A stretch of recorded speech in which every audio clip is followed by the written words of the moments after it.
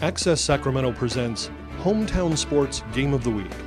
This program is funded in part by a grant from the Sacramento Metropolitan Cable Television Commission. Access Sacramento also thanks Sharif Jewelers, fine jewelers since 1932. Sharif Jewelers, a longtime sponsor of community television.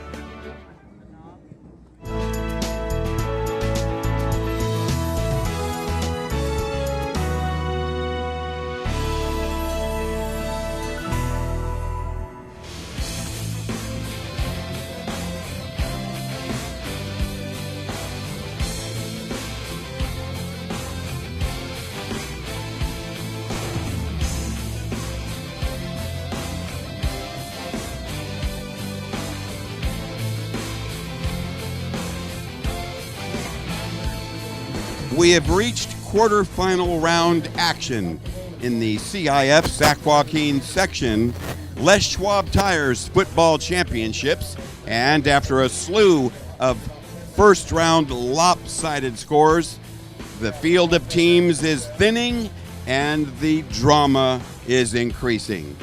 And tonight on Access Sacramento's Hometown Sports Game of the Week, we are in Fair Oaks, California for a Division II quarterfinal as the Sac High Dragons come into Cougar Canyon to face the host Del Campo Cougars. Good evening. Welcome aboard. Welcome to Cougar Canyon here on the campus of Del Campo High School with the Imperator of Analysis, Hall of Famer Jim Domino.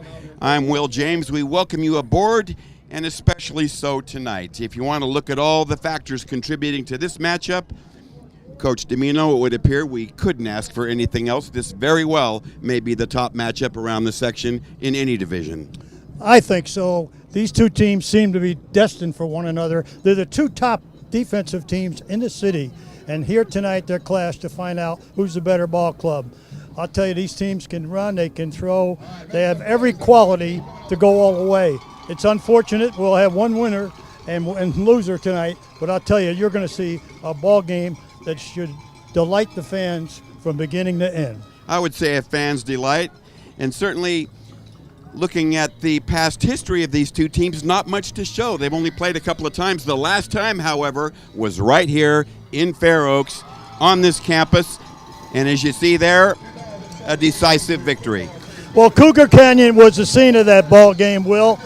Back in 2005, Del Campo 38, Sacramento 20, and they rolled up over 500 yards of running offense. Now the last outings for these two clubs, as I referred to earlier, lopsided blowout wins, and you'll see here by our graphic exactly how decisive these were. They were both played with a running clock. Well, Sacramento took care of Wood at Dixon. Would you believe they moved that game to Dixon High School? They took care of business 55-3. Meanwhile, Del Campo hosted Buhawk Colony from the Atwater area and handled them 50-21, also with a running clock taking place in the second half. On the road tonight, first-year Dragons head coach Joe McRae is certainly going to put the continuing burden on his impact players. The Deluxe Dragons, on a team of stars, these guys will have to lead the way and show the example. Well, let's start out with that great wide receiver, Anthony Bradley, over 700 yards, 13 touchdowns. Quarterback Shelton on a terrific year with 36 TD passes and only 7 picks. That all-round player, Jamie Kazi, believe me, one of the best in the city at running back, wide receiver, linebacker, and not the least, Hog Larry, the all-league number 32 inside linebacker. On the flip side, veteran Del Campo head coach Mike Domino will counter with the clutch Cougars in tonight's big matchup. We'll start out at quarterback Tyler Domino, following in the steps of his brother many years ago. Number 2, having a great year. Jordan Ford anchoring that line, both offensively and defensively. Shawn Hunter, perhaps one of the top defensive players in the league with 17 sacks, great hands, and not the least, Levi Markey, the running back who will run inside the tackles, and boy, you'll watch him, he's a blaster. We got the table set for you. D2 quarterfinal round playoff action. Del Campo hosting Sacramento. When we come back from this break, we'll join our colleague Rick Stewart. He's got more on tonight's matchup. Stay with us.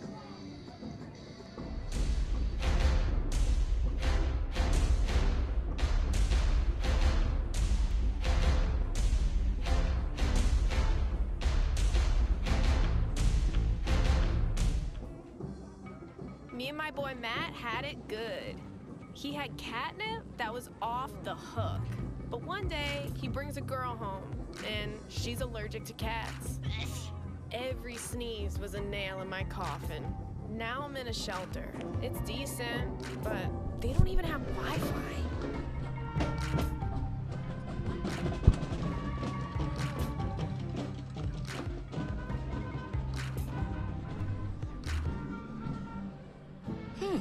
Maybe you can make retirement happen.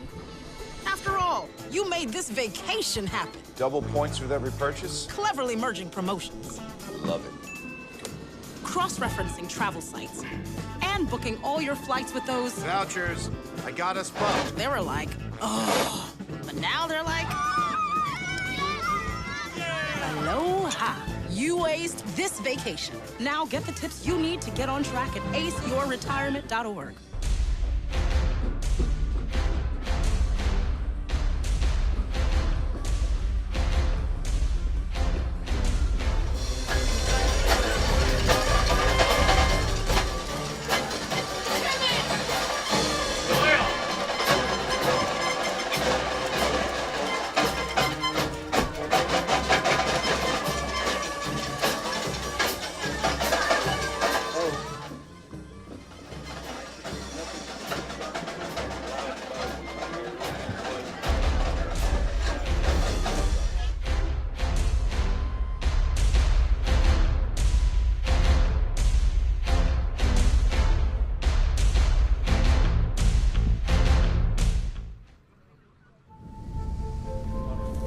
After 15 years of smoking, Eva Marie quit. There's a new lung cancer screening that could save her life. You stopped smoking. Now start screening. Learn more at savedbythescan.org.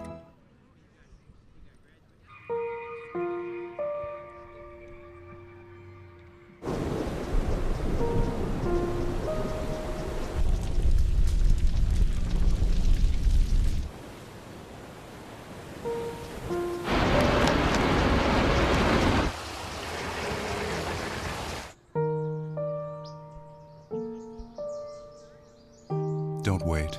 Communicate. Make your emergency plan today.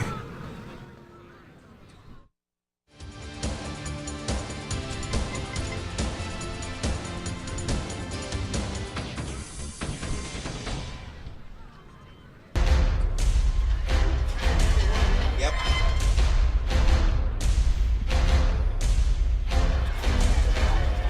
Nice to have you with us this evening. For Access Sacramento's hometown sports game of the week, we're in Fair Oaks tonight for Division II quarterfinal round action. Let's turn our attention to Rick Stewart. Alrighty, tonight we've got two quality coaches of programs, one a little more experienced than the other. It's going to be a cool, crisp, clear night here at Del Campo and Cougar Canyon. Slight breeze now, but let's get on. First, let's talk about these two coaches, the coaching counterpart segment. First, for Sac High, Joe McRae. It's his first year as a head coach at Sac High, 7-4 on the season. 4 of those were forfeit losses, but still, 7-4, 9-1 overall. First year, defensive architect of 2016, their defeat of Folsom last year. Only on-field loss, that was by 9 points to Folsom this year. Now, previously at Sac High, he had been the defensive coordinator, so you know he's going to be set up and ready to start something defensively. Now let's turn the corner and look at Del Campo and their head coach, Mike Tamino. It's his 15th year, career record here at Del Campo, 157-44. Been in the playoffs 14 of 15 seasons here at DC. 14-11 playoff record, 2 section champions, and that's in D1, 2006 and 2009 for Mike Tamino at Del Campo. Now the series history between these two teams. It's pretty quick. If you blink, you might miss it. It's the third meeting since 2004. Del Campo leads that 2-0, and the Cougars have outscored the Sacramento Dragons 81-26 in those two games. I don't think it's going to be quite as one-sided tonight. It's going to be a great night for football tonight here in Del Campo with these two teams in this section playoff game. Guys, I'm fired up. I'm ready for this. Let's go back upstairs to you and get ready for kickoff. Thank you very much, Rick. The apprehension has been building steadily, and with it, increasing drama as this game is about to unfold here in Fair Oaks. Del Campo here at Cougar Canyon. Very tough to beat. Definite home field advantage. Just reminder fans from the CIF about sportsmanship. The game officials are neutral persons representing the CIF. And as always, there are important matchups, intangibles, and factors attributed to any big game. Well, let's look at those factors, okay? You got the big sack receivers, and they got some big kids, Bradley, etc., and they average over 20 yards per catch. The Cougar run game against the Dragons front seven. As you know, the Cougars' dynamic duo of Cabral and Markey can really run side the tackles, and so they'll be testing that Dragon front defense. The two top defensive teams in the Sacramento area are meeting. Sacramento's passing game versus the DC run game. We're going to find out what prevails. Quarterback protection is important on both sides because you know one thing, that Tyler Domino and Shelton are going to be under heavy, heavy pressure. Sac leaders, Wakavisi and Hunter, are two of the best in the entire area. Ball protection is important, and turnovers might play a factor. We hope they don't. Well, we'll see how clean they can play this one. Stay right there. Don't wander off. Coming up momentarily, tonight's opening kickoff in this D2 battle. Del Campo hosting Sac-High.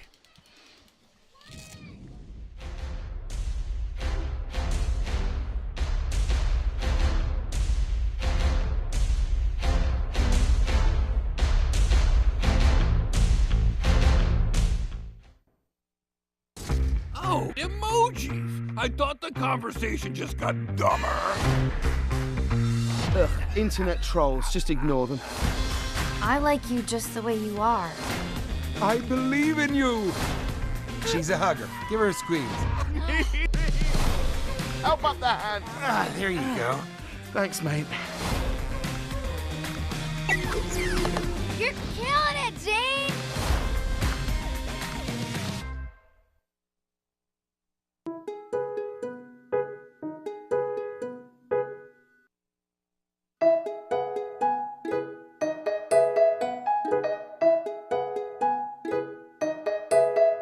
Your teenager, naturally pushing the rules to their limits. When they push too far, call the Boys Town National Hotline at 800-448-3000. Our trained counselors are there 24 hours a day, 7 days a week to provide advice and resources for problems big or small.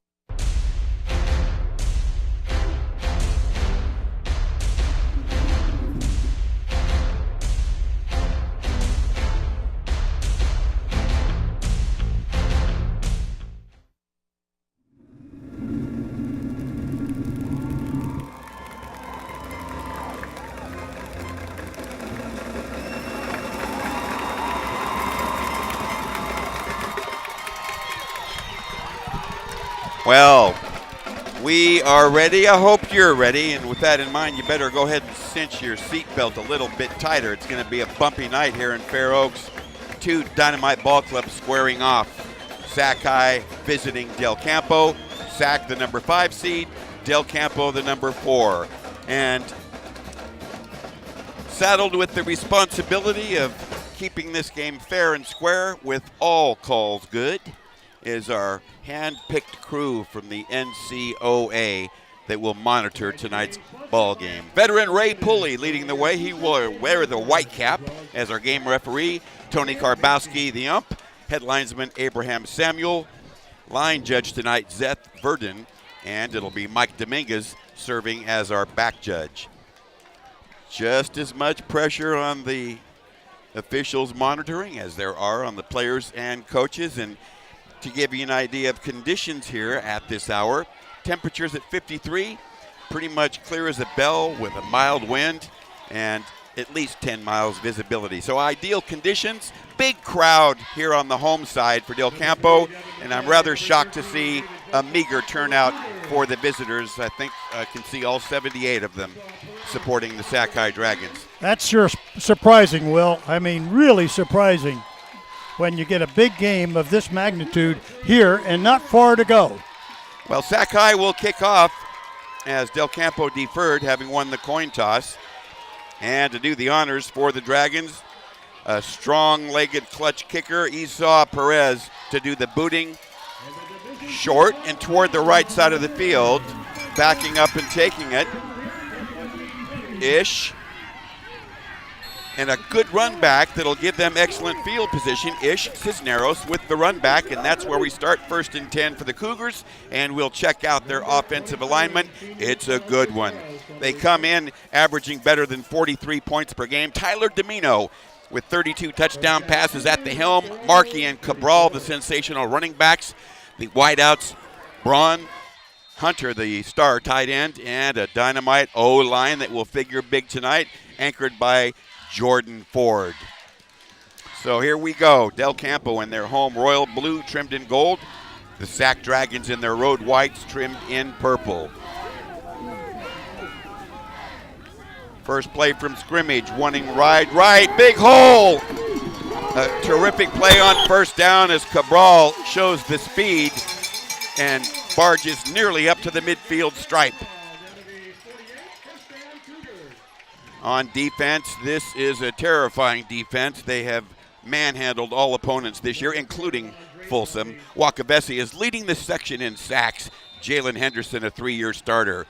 Kuzi, Larry, and the rookie Gay, the backers. And there's the secondary, anchored by Bradley and Felton. 1st and 10 from the Cougar 49. Backs are split. Inside running, not that time. Gain of 1 to the midfield stripe, 2nd and 9. Well, I'll tell you, that middle backer is something else. Hog Larry, boy, he put the collars on Cabral right now. Probably one of the top inside backers in the city, and he is being recruited, and I can see why. He is really something on D.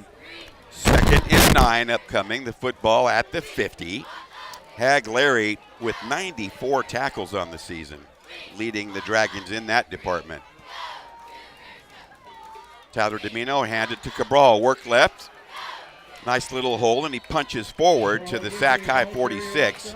So it'll bring up a 3rd down and 4 or 5.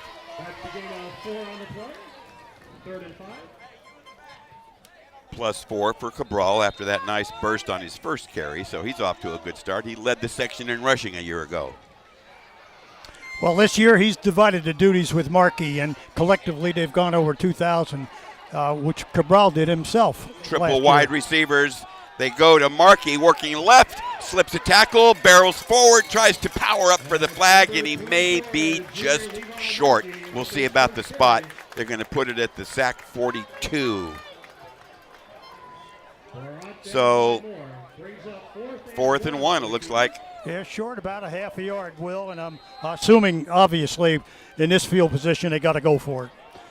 Okay. 4th and about a half yard on the 43-yard, 42.5-yard line. Cabral comes out. They switch up.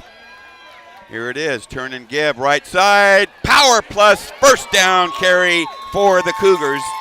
And getting the pill that time, they went with an off-tackle right burst. Roy Johnson with the carry.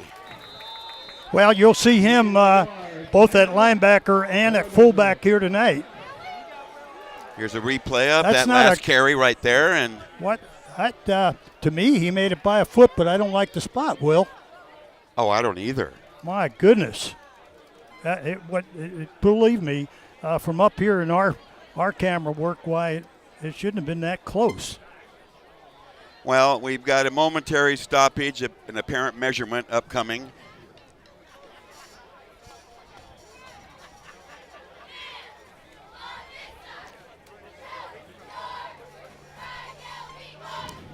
Okay. All right, spot it and pull it. Let's see where it's at. That looks like a first down to me. Okay, another look at that play. Watch Johnson here with an extra burst, and looked to me like no problem. Okay, 1st and 10 for Del Campo, driving the football on the 41-yard line of Sac High. So they roll the dice and come up big, getting the first down, and operate from the Sac 41, as the Imperator said. Just underway here at Del Campo. About 9.5 to go, early first. Tyler Domino out of the gun. Turn and give. Cabral going left. Nothing doing at all. The blocking was disrupted and jammed. Well, they pursued the football extremely well. As we see Cabral trying to go wide, nowhere to go. They're really tough off the perimeter. They come really hard. Wakavazi, Smith, Kuzi on the outside, extremely fast. And Sherman Gay, who runs as fast as most defensive backs. 3 carries for 18 for the speedy Cabral. Into the ball game, Diego Peaches wearing number 8 for the Cougars. He's wide left, Bronze wide right, and Cabral in the slot. Under center this time, and they start Cabral. Short drop, draw play, Markey, bounce it outside, turn the corner, big room. Finally shut down near the 20 by the Sac High secondary. Well, that's a great fake to Cabral there, and a give to Markey on that draw. Probably some eyes in the sky may have encouraged that call, or from the sideline. We'll take another look. 22 yards on the play. From the 20. Turn and give, straight ahead between the tackles. Blast forward for 2 or 3 before being shoved back. Tough Sac High D there, and some good sportsmanship as Cabral has helped up. A nice snappy start to this ball game on a nippy evening here in Fair Oaks, but otherwise absolutely ideal conditions for second round playoff action. 2nd and 8 from the 18, back split this time. Turn and give, short yardage, and Hag Larry applying the bear hug. And it certainly seems, as you had suggested earlier in the week, that Del Campo really wants to establish that run game, neutralize those very quick backers for Sac, and it'll be interesting to see when they do decide to go upstairs. Well, it's now 3rd and a long 8, and quite frankly, they've got to have somebody handle Hag Larry. Hag Larry's having a super start here, and I'll tell you, he's all over the field making tackles. He sure is. That's a problem that every Sac opponent has had this year. What are we going to do with him? Okay, Domino rolls and fires to the sideline. He's got a hook up to Bronze, shoved out about the 11-yard line. Nice roll, nice laser shot on that pass. Well, it's short, though. They're about a half yard to a yard short. 3rd and 1, or I should say 4th and 1. Another look. Watch Tyler flushing the pocket. He sees Bronze right there, and not enough for the first down. Well, the 2nd, 4th, and short on this drive. Let's see if the Cougars can convert. They run it. Wow, tough running. Don't know if he got there. Well, the way they're marking it, it doesn't look like he got it. But the yard marker is outside the 10 as well. They'll have to measure that. What? Wow, they called that with the naked eye. Ray Pulley with the call.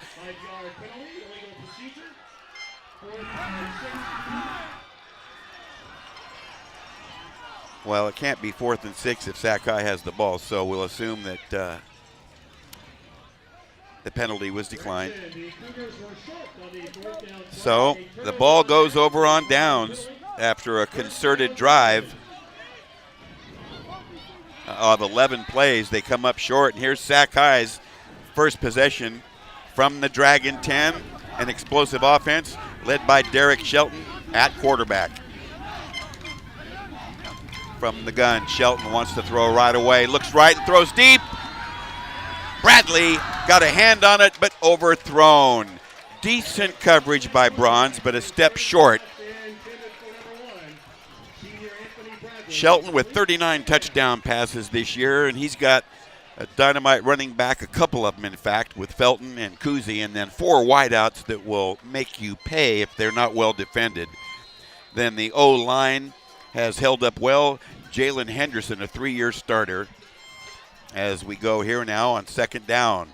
They run the football. Nothing there. Javon Felton with the carry. And the Cougar defense tough on that. And let's see their deployment. The down 3 anchored by two-way starter Jordan Ford. And they'll go with the quartet of backers. Tough hitters there, Marquis Cisneros, Johnson, and Hunter. And in the secondary, Bronze with 8 interceptions this year, helping anchor that unit along with David Joseph. Key third down coming up here. 3rd and 6, they run the football. Nice power, but they're going to be short. Nice cover-up tackling to finish the play. Levi Markey, the finishing touches on that stuff, and 3 and out, apparently. Another look at that stop. Let's take a look at this. It's a handoff inside. Markey's right there, holding the play for a yard or 2 as that Cougar defense came alive there. There's a little confusion in that Sacramento lineup in there, and that's delay of game and illegal procedure to me. Ray Pulley. Well, they go with the multiple choice, illegal substitution, and it's either way, it's not going to help the Dragons as they back up. So Sac High operating in dangerous territory. 12 men on the field. The illegal substitution. Movement on the line, and here's the punt by Bradley. It's a good one. Good hang time. And they're going to let it roll as it takes a sack bounce into Cougar territory, and it'll be down to the DC 46. Great field position and a good stop by the Cougars. 42 yards on that punt by Bradley, and he's having a heck of a year. They note him as, of course, a dynamite wide receiver and defensive back, but in the punting department, he's averaging on the season, Jim, 48 yards a kick. Well, that's big time. The colleges and the pros, some of them are not at that. That's big time punting. Now, let's put it this way. He hasn't had many punts this year because Sacramento moves the chains.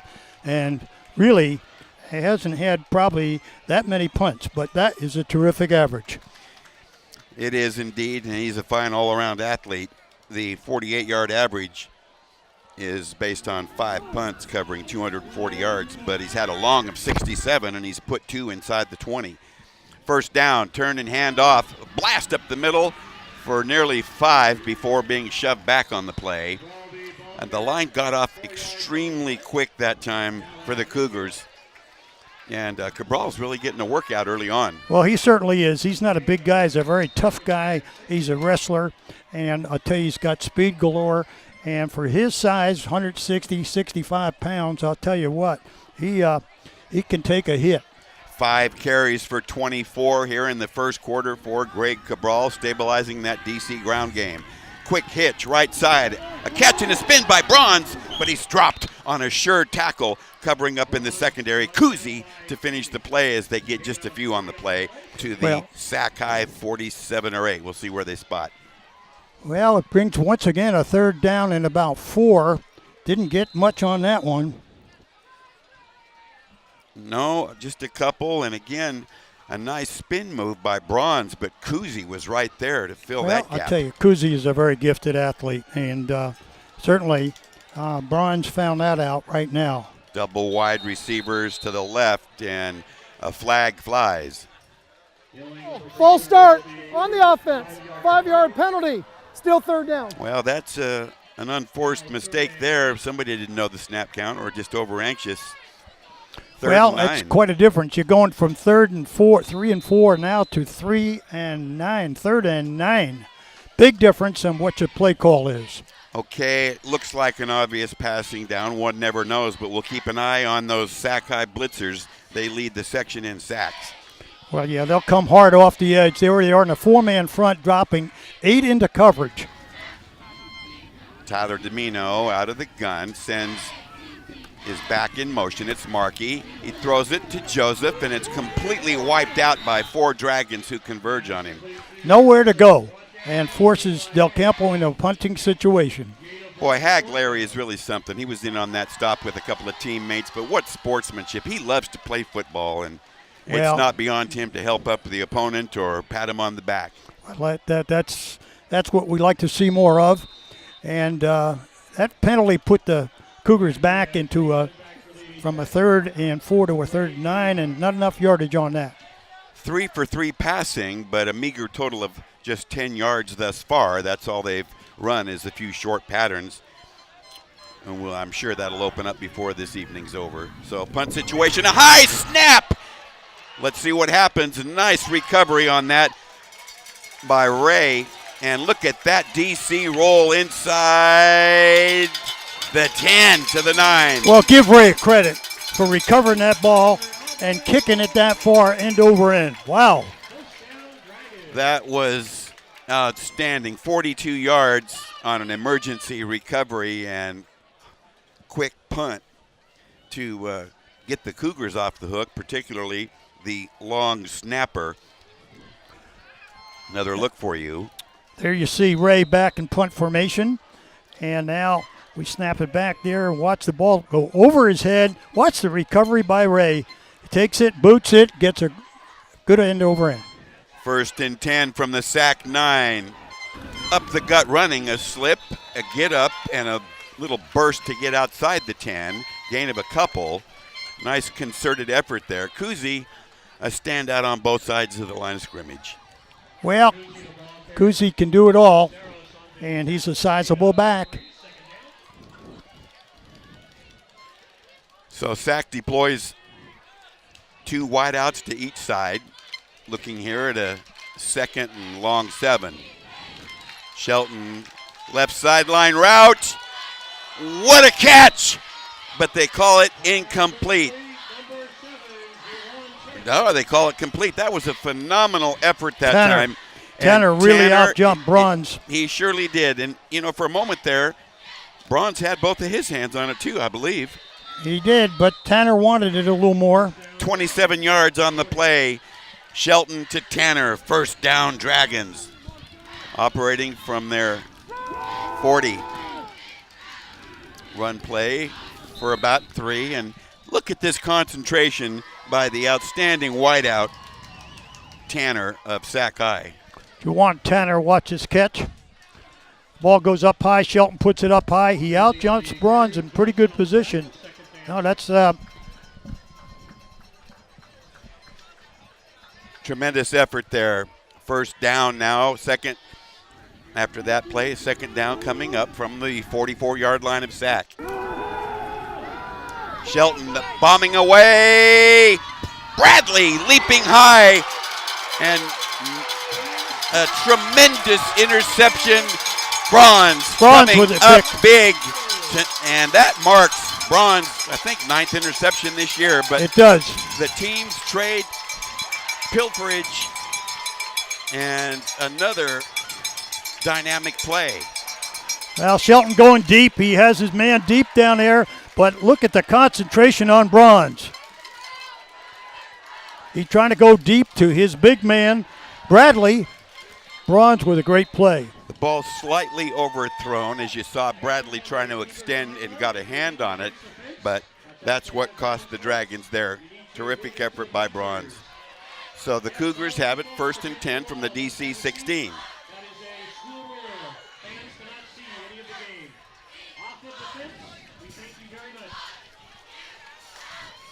Tight formation, run. Cabral bear hugged again by you-know-who, E.J. Larry. Well, he's in on every tackle.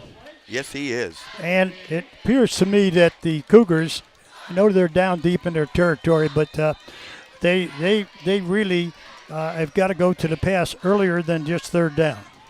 Another look at that spectacular interception play by Trevor Bronze. We'll take a peek at that before the next play. And there's the long throw by Shelton, and what an effort there. Back to action, run play up the gut. Power across the 25-yard line. Once again, they're in a 3rd and 1, Will. A 3rd and a short 1 here. That was a very determined run right there against an aggressive, hard-hitting defense. This game really warming up fast. 3rd and half a yard. 10 seconds to go in the quarter. Run play, left tackle, a good start, and then a screeching halt and a hard hit. Well, he took 3 or 4. He only needed 1. Will, the chains are going to be moved. First down for the Cougars. Kuzi getting up off the bottom of the pile. And Ray Pulley spots a Del Campo penalty. The second tonight on DC. Here's the announcement. Thanks, Ray. Not enough men on the line. 5-yard penalty. Replay, 3rd down. Well, now we go from 3rd and 1 to 3rd and 6. Big difference. It moves it back to the Cougar 20, and the remainder of the quarter is expiring. And we've played one. No score in this D2 quarterfinal battle. Let's check in with Rick Stewart. All right, I'm here with Ben Purcell, 16 quarterback, 2016. Yeah. Ben, first and foremost, game tonight, what you expect? So far, Del Campos wants to come out and be physical. I think they're going to do a good job of it. Sounds like there's some hitting out there. Both teams want to be physical. Yeah. Now you're at Sac City and you're playing baseball. How'd that go this last 2 years? Good. This last year we were a game away from the state Final Four, and just trying to get better every day. We got a real good program, real good coaching staff, and I love it there. Have you had any offers at all? Anybody talking to you at all? Not yet. Hopefully this next summer I will, but I can't control it, and I just gotta keep working hard. Everybody's sleeping on you so far. Yeah, that's what I tell myself. What do you expect to see out here between these two teams? Just a good, hard-fought game. We've been playing them in 7-ons for the last 6 years, so it's finally nice to see these two teams with the pads on. It's fun to watch. One thing that Del Campo would have to do to win? Just play Del Campo football, be tough. How about Sac? Del Campo's going to win. So. Well, best of luck as your baseball future goes on, and good luck wherever you end up after this year. Thank you, appreciate it. All right, guys, we'll send it back upstairs to you. Good game so far. All right, Rick, thank you. We opened second quarter action. The teams changed the end of the field, and Del Campo's looking at a 3rd and 6, operating from their 20. Domino wants to throw, fires for the sideline, on target to Bronze, shakes a tackler, motors ahead, another move, and he's dumped, crossing the 40 to about the 43 or so. Big time play right there.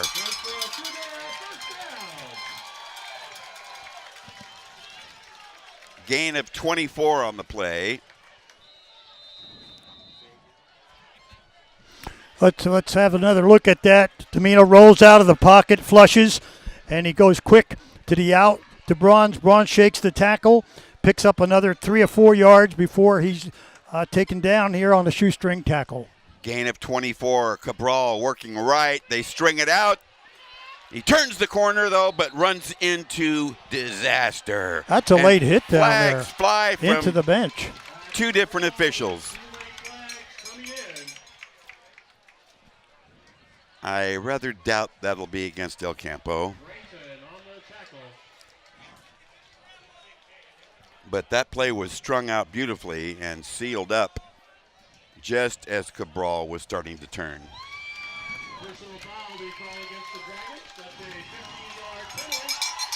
That will cost the Dragons 15 for that personal foul. Now, it looks to me like, well, let's see the replay, but it looks like he got hit twice. Ray Pulley with the call. Got a dead ball, personal foul on the defense, 15 yards, or else in a 1st down. And another look at the play. Watch Cabral take the sweep handoff, heading to turn a corner there, right in front of the bench, and gets hit once, and then looks like a second one gets tossed to the track. Same player, and it was a shove out, and then while 3 yards out of bounds, a throwdown. Bronze now 3 catches for 32. Run play up the gut, and they get a few to about the Sac-High 37 or so. Del Campo had a good drive in the first quarter, but came up short on a measurement and a 4th down try. Gain of 3, 2nd and 7. Football parked at the Sac 37. Hitch pass right side complete. Joseph stepping toward the flag, and we'll see where they're going to spot this. Still lots of sideline action, and another flag flies. Well, it almost appeared like 42 was a late hit on the quarterback. Another one, 15 yards, back to back. Well, I tell you, he got well hit after.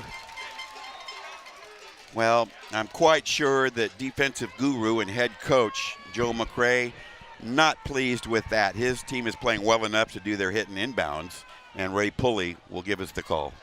Personal foul, roughing the passer on the defense, 15 yards, automatic first down. Okay, they'll spin the replay dial, and we'll see the foul on Tyler Domino after the throw right there. Okay, first down from the Sac 16. Oh, my word. Wow, Cabral, talk about a hit. Cabral just got put together by Jamie Kuzi. Kuzi with a big hit. And on a team of stars, Kuzi may be at the very top of the list, but he impresses me on anything he does. -5 on that. Well, -4.5, 5 yards on that. That hurt. That was not a good way to open up. The loss back to the 20. And the replay shows what happened, but they run it with Cabral, or correction, Markey with the carry, and he spun off one tackler, but the play was closed up, and again you see E.J. Hag Larry with some sportsmanship after making the stop. Yeah, he's making tackles all over the field. I thought they got a little more than that. They picked up maybe 2 out of the 4 yards they lost previous. Well, putting them in a 3rd and a long 11. 3rd and 11. 26 for Sac. Javon Felton in on that play. Lots of time to throw for the end zone. Wide open, Bronze. Touchdown, Cougars.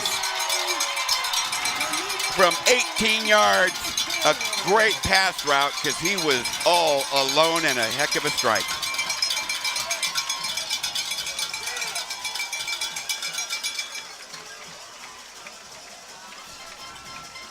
The 18-yard scoring connection from Domino to Bronze draws first blood in this D2 brawl here, unfolding in Fair Oaks at Del Campo High. On for the PAT, Jake Ray. Out of the hold, Trevor Bronze, the TD man. And there's some line movement by the Dragons, over anxious. Give it up. Let's see if the Cougars now go for 2, or do they settle with the 1? Brings the ball back to the 1.5 yards. Interesting dilemma, if you want to call it that. It's nice to have options. Yeah, it's nice to have options. It doesn't appear like anything is coming in, and therefore I'm assuming. On that. Had a false start.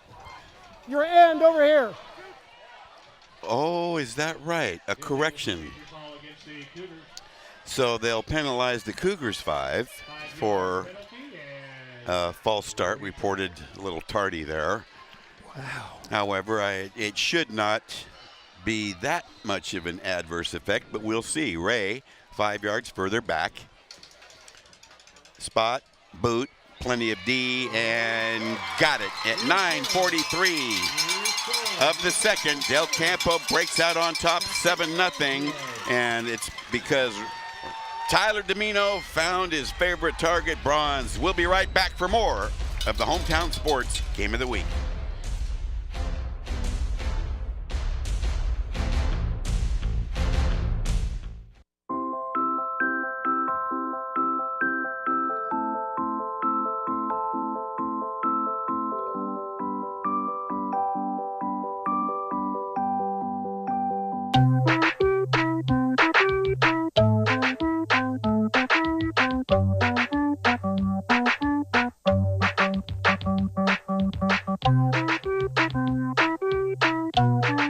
Start a story. Adopt at theshelterpetproject.org.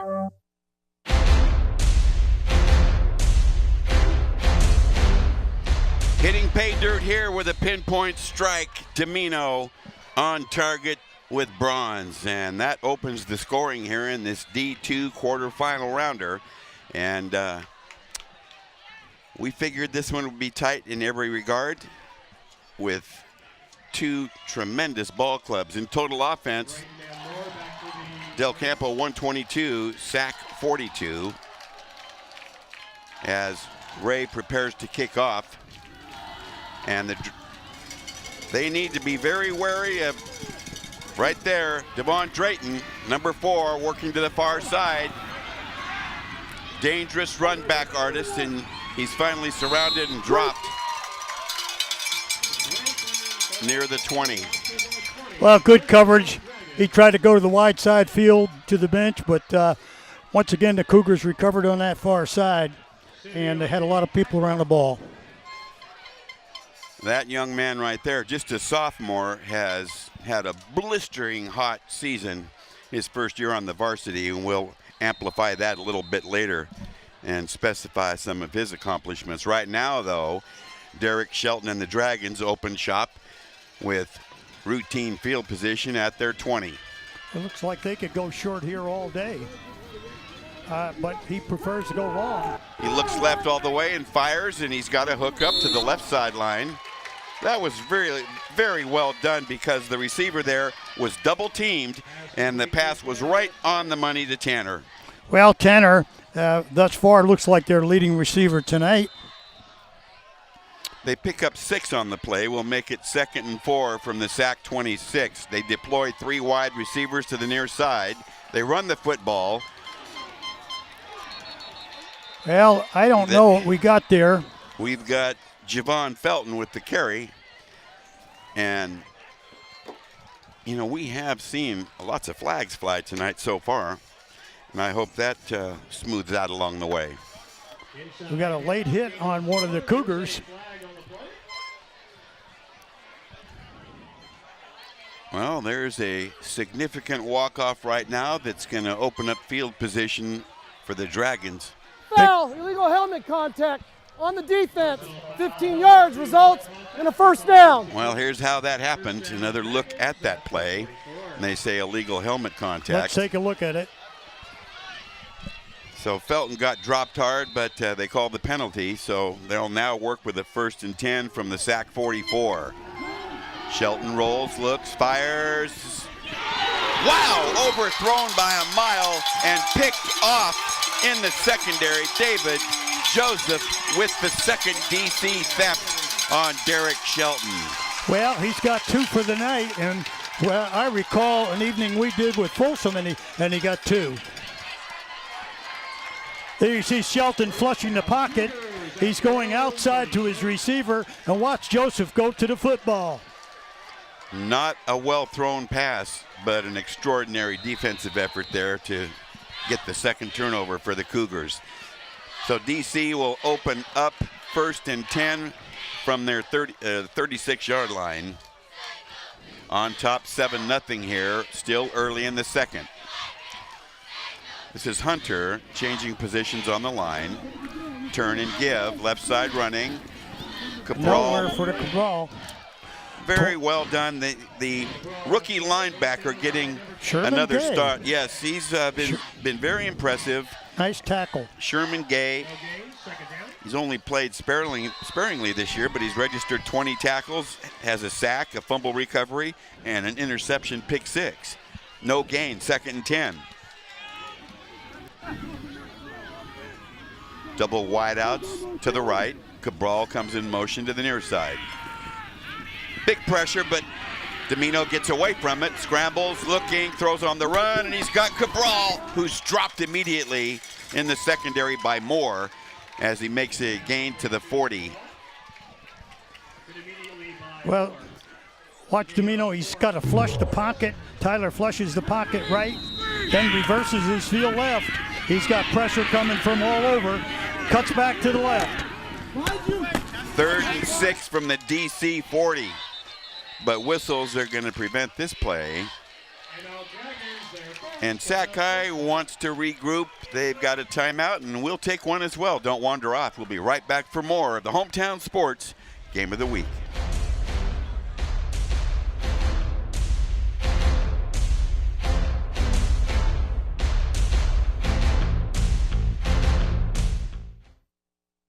Gaining weight was easy. All I had to do was sit down and eat. Losing weight's a lot harder. I have to work at it every day. But with every step, I lower my risk for type 2 diabetes and heart disease. And that makes every step, every choice, every day very much worth the effort. Learn how you can help stop diabetes by losing weight, eating healthy, and staying active. Visit checkupamerica.org or call 1-800-DIABETES.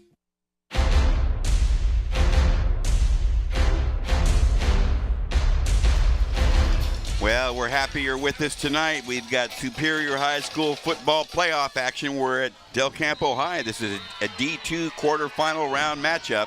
Right now, the host Cougars on top 7-0. Tyler Domino has a ball tipped, and it's incomplete, going for Joseph on the play. And major heat put on that time. And just getting a hand on it, Kyron Smith. 4th and 6.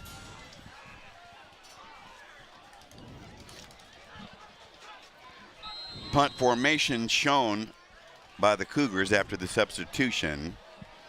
Ready to do the booting. And a pair of dangerous punt returners deployed for the Dragons here. Bradley number 1, Drayton number 4.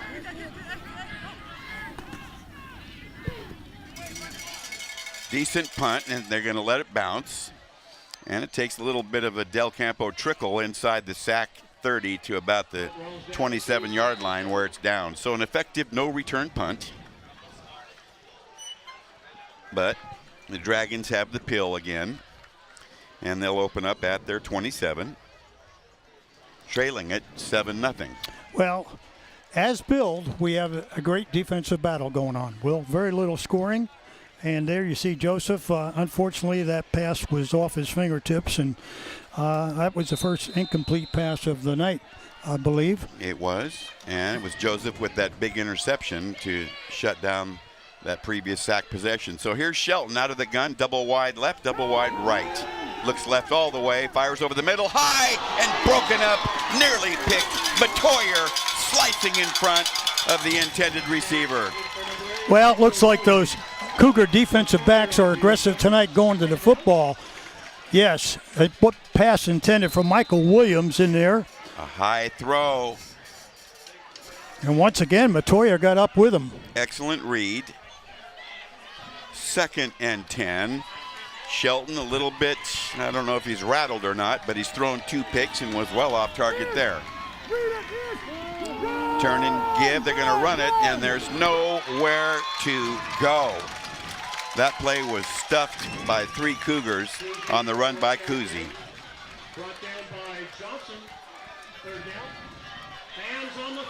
Okay, another look, and you're going to see Roy Johnson, a nice addition to this defense.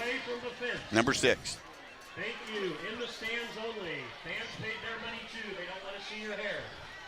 3rd and 9 for the Dragons. 3 wideouts to the left.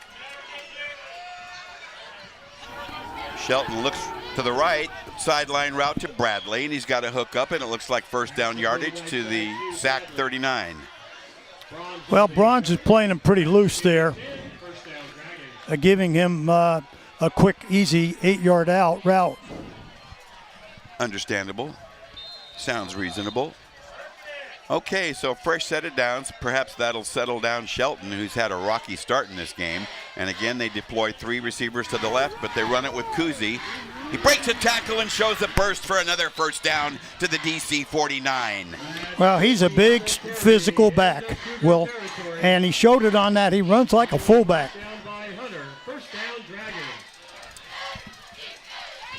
Okay, watch this get off by Kuzi, number 2. No, he's pretty good size. Yes, he is. He looks bigger. He's not a mini back by any means. So here they go, 1st and 10. Kuzi again. blasting through a hole right up the middle, and he makes the Del Campo 45 for a 5-yard gain. Johnson and Cruz on the tackle. That's a gain of 5. 2nd and 5. So the clock rolling here as we reach midway second at the 6:15 mark. Sac on the move. They're down 7-zip here. Kuzi, 4 carries for 20. Shelton wants to throw. Looks left all the way, now over the middle. He's got a grab. Nice hands right there. Boy, what a fight. And I'll tell you, that was a heck of a job there by Juwan Tanner. All hands Tanner, on that grab. yes, he protected the football, used his body well. That was a secondary receiver that Shelton picked up. He looked left all the way and then found his receiver here over the middle, and here's how he did it. Secondary All day, receiver. no pressure on Shelton. First down football at the Del Campo 29. Dragons on the move. Turn and give, hitting right at the line of scrimmage and shoved back by 3 Cougars. Roy Johnson was there. And great help that time from Jackie Johnson. Jackie Johnson in there helping out with Ford. And Miranda as well. Here's another look. All 3 of them hit him. Loss of 1, 2nd and 11. Football at the Del Campo 30. Double wide to the left, and they give it to Bradley in motion. Sweep left, a flag flies, and he turns the corner and gets tripped up near the 20, but strings the play out for even more. We'll see about the penalty.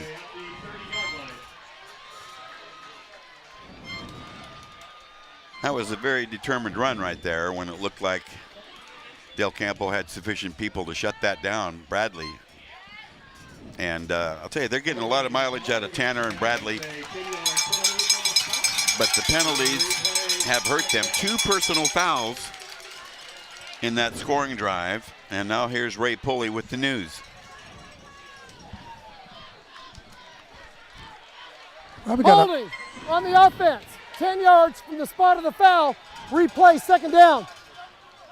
Okay, thank you very much, Ray. 2nd and 21 from the Del Campo 40. As the Cougars get a bit of a reprieve.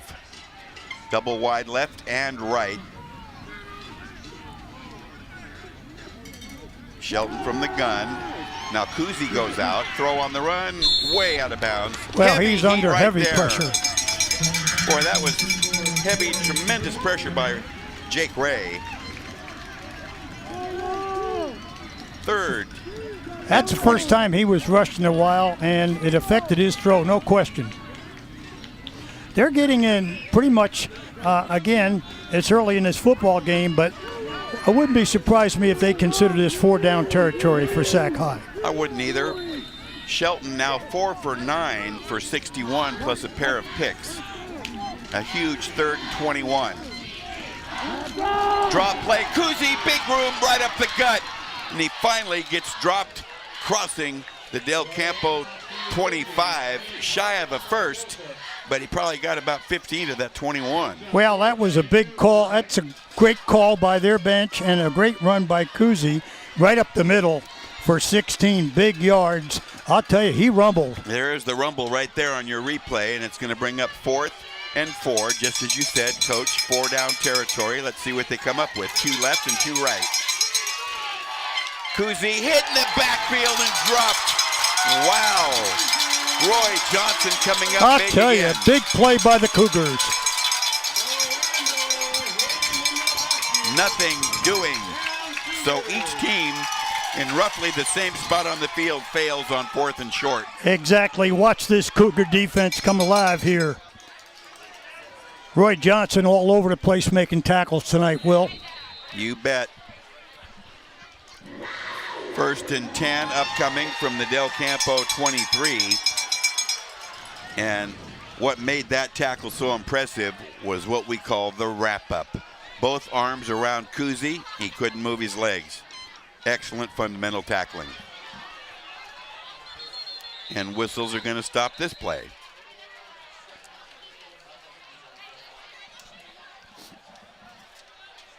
Ray Pulley and his crew have been Offense, busy. 5-yard penalty, still first down.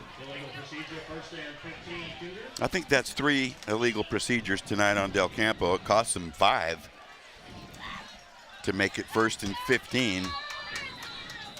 Again, unforced mistakes. Both teams have had a handful so far here in the first half. Tyler Domino returning to the huddle for Del Campo. His scoring strike to bronze earlier in this quarter, the only score of the game.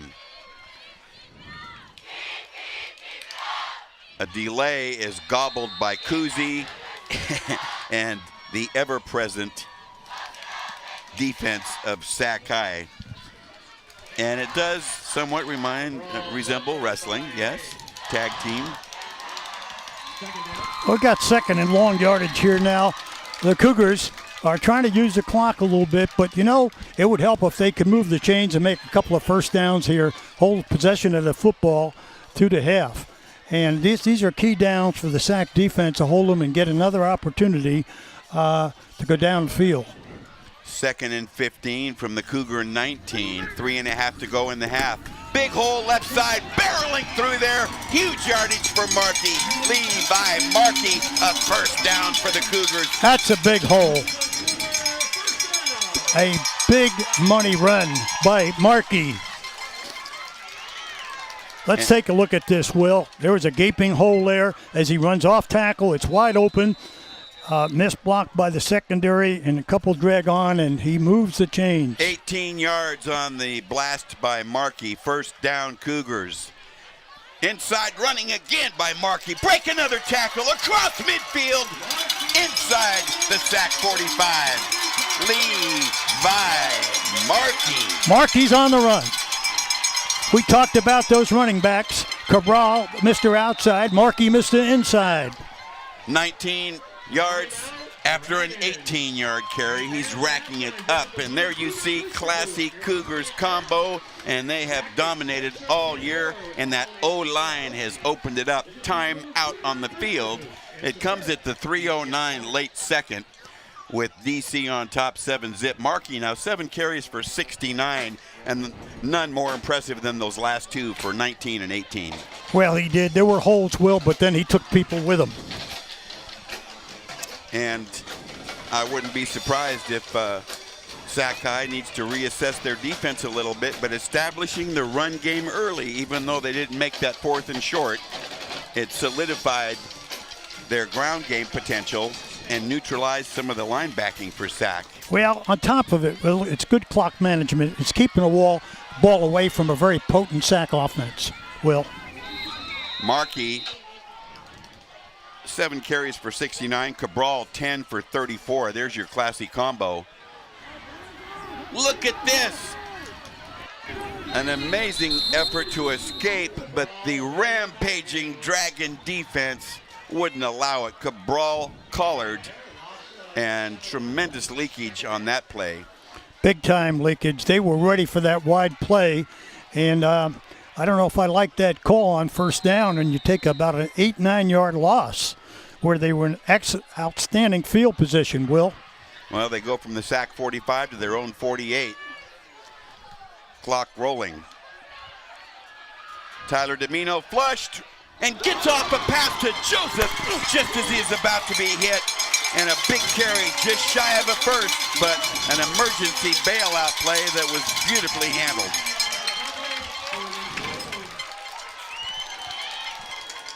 Okay, spin the replay dial.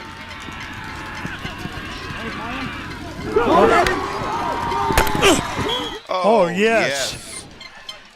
15 yards on that emergency pass. Here's Cabral working to the right. Big room. Greg Cabral, a first down as he stopped near the Dragon 25.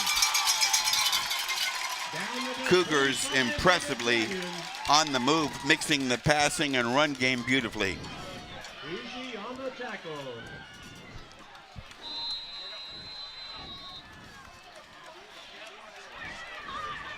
2:15 to go. 12 yards on that scamper by Cabral. First and 10 from the Dragon 25. Turn and give. Left side running.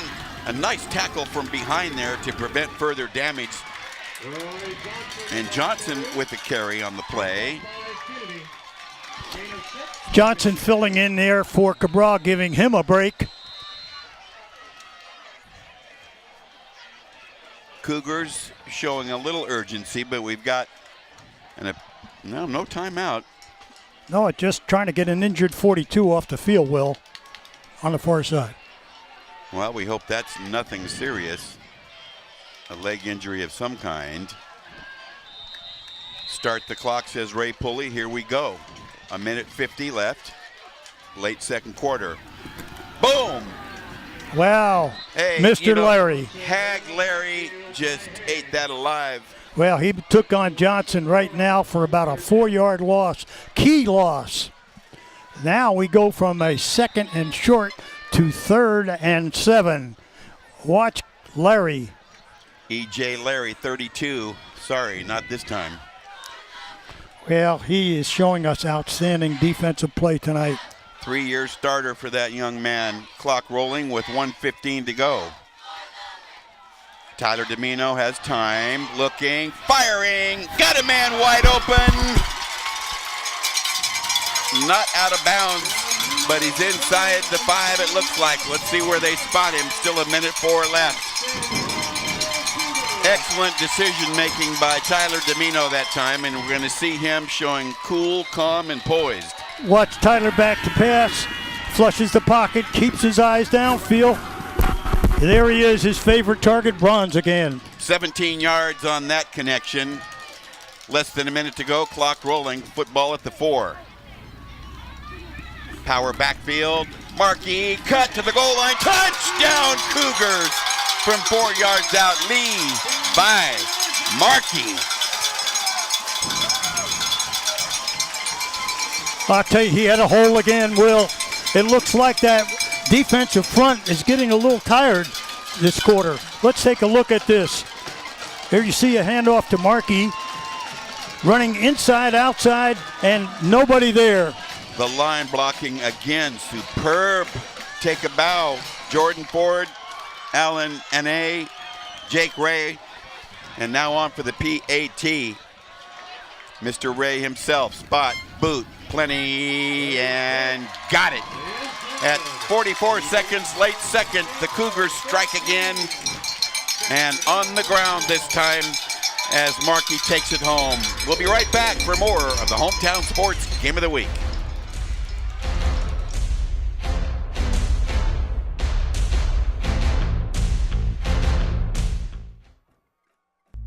What about my privacy? It's protected. And the music I listen to. Protected. What about how I wear my hair? And the things I say and write? The Constitution protects your rights. It isn't an old, fading piece of paper. It's a living document. The Constitution says there are 3 branches of government. So we're kind of like the 4th branch of government. We are the future of America. Find out how you could become part of Constitution Day. For me. For all. For real. Constitution Day is every day.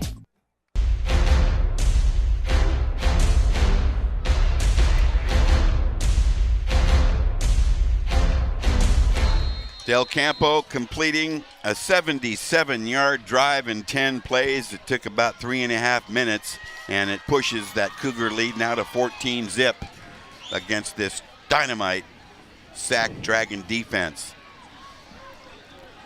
Dangerous returners lurking outside that Sac 15-yard line. Nice power deep to the 10, bobbled, picked up. Left side running and running out of room along there to shut that down. It was Jarquise Moore. So Sac will have 39 seconds here in the half to try to generate something, and don't think that that's not enough. They can strike quick and they can strike fast. Very quickly. They've got big play people in Bradley, Tanner, Williams, Moore, Kuzi. They have so many big-time players. If you don't match up right with them, you're in trouble. Well, I got to believe they're going to try a couple of long plays here for sure because they've got that capability. Shelton fires right, and he's got Bradley open field running. Laterally, though, and he's dragged down trying to find... It's a fumble down there. Flags fly, 2 of them. This game has been spirited from the beginning. The hitting has been intense, and that's the way it ought to be, except for the personal fouls. Yeah, they just called a personal foul on the Cougars for tossing a guy. We've seen enough of that to last the remainder of the game. We had 2 of them in a matter of a minute against Sac and earlier in this half. But Ray Pulley and his crew are monitoring this game pretty well, I would say.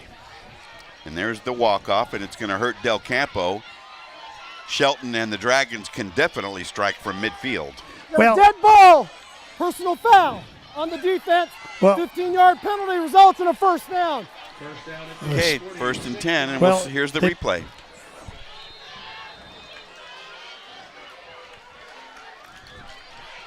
We got a drop ball over there.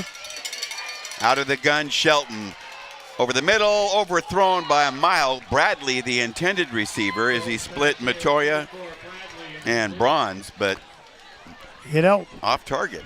Again, that's kind of a call there that I don't quite get. We got a fumble, and the ball squirted out of his hand, and now they pick up the ball, and now Del Campo pursues the guy that picks up the ball.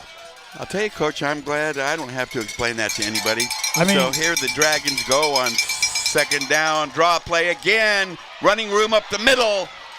Tremendous effort again, down by contact as the ball leaks out late. And again, Felton having himself a pretty nice ball game here. And they call a timeout with 16 seconds left with the football at the Del Campo 38. The penalties have been in abundance. Sac High has been hit 4 times for 45, including 2 personal fouls. Del Campo now 6 for 50 and 1 personal foul. So, playoff football stretches everything. Well, it is. There's high intensity, Will, a lot of pressure on all these guys. And sometimes, the adrenaline is flowing. I'm not making excuses for them, but that's going to happen in these big games. And as long as the officials keep control of both sides and don't get influenced in any way, shape, form from the sidelines, that's important. So from the 38-yard line, Sac with 16 seconds definitely has enough time for a couple of long plays. And they've got the guys that can do damage. Double wide left, double wide right, and we're going to halt play here from our line judge. Timeout Del Campo. Well, apparently something was seen here, Will. We'll find out about that after we return from this short break. Stay with us.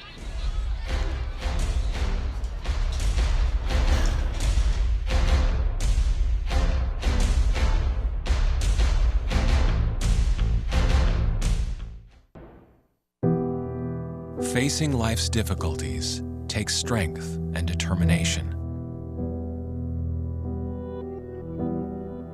Whether it's physical challenges or struggles you can't see, it takes strength to ask for help when you need it.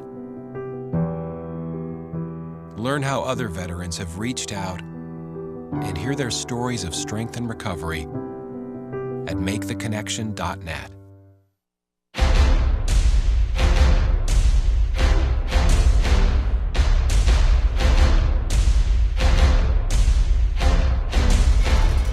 Screen pass. Shelton lays it off and jitterbugging the left sideline beautifully again. And Javon Felton showing some excellent moves right there, but chewed up about half of their remaining time. Now 7.3. However, they advance it for a first down all the way to the 25. Well, they got one play for sure, and maybe 2, Will.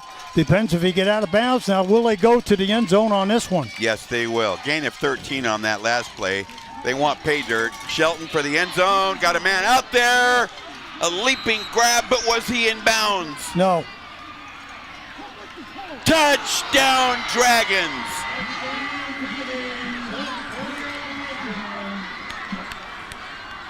A remarkable catch, tiptoeing the sideline.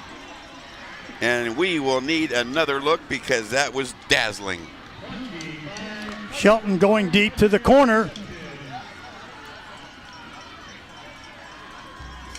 Tremendous catch right there, and Tanner has had quite the game. That's his second acrobatic catch. The first one in the first quarter going the opposite direction. So an excellent drive with little time left, and Shelton off the schneid hits Tanner with more acrobatic receiving. Spot, boot, plenty, and got it. Just 1.4 left, and here's a replay of that play.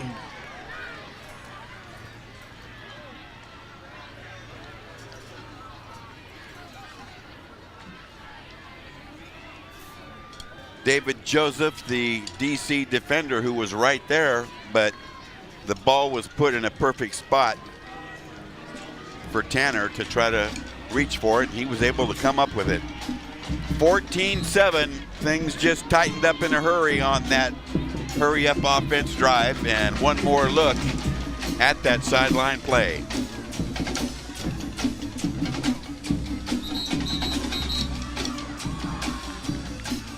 Great concentration. Great concentration. And high school only needs one. High school, one, yeah. Amir Williams, I think, was the primary defender on the corner. Joseph was over from the safety position to double. 76 yards in 5 plays, just 40 seconds to do it. And a bounding kick taken, and that'll close out the first half of play. Cabral with the run back. Again, just 40 seconds, and we talked about how quick they could strike. They do, and that was certainly showed that, Will, quickly. 5 plays, 40 seconds.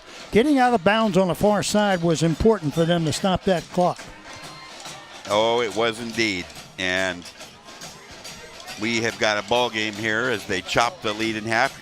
And we're going to keep it here because, as you know, Rick Stewart interviews our opposing head coaches during the intermission. And this game is, I think, developing nicely into all the great expectations that had preceded it. Yeah, it certainly has. And like you say, we've said it all along that Sac can come up with big plays. And you got to watch their matchup. Tonight, Tanner is having a big night here for the Dragons. He's made several key catches, none of which was as good as the one he made back in that corner. Great focus and concentration. Tremendous concentration, and again, he had another acrobatic catch in the first quarter. So those wide receivers we were praising definitely are earning their keep, and they've done so all year.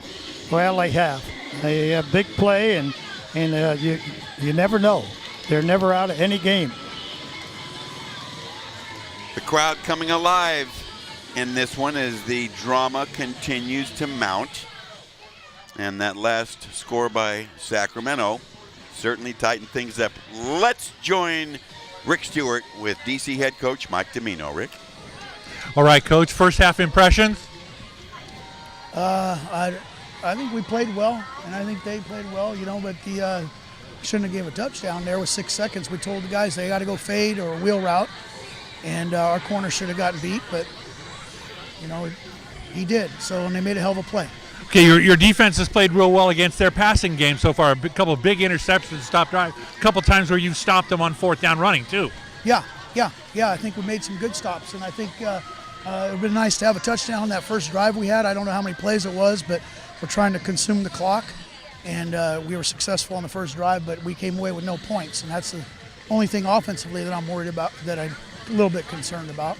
What are you going to have to do in the second half as a key? win the second half. All right, Coach, good luck in the second half. All right, we're going to take a break here in just a split second, and we'll be back. It's 14-7 at halftime. We'll send it back upstairs. All right, Mr. Stewart, thanks very much. Mike Domino's Cougars on top, but regret losing that late touchdown, and certainly for head coach Joe McCray and Dragons fans, that was a huge play that really straightened out this game and put it back on a level field.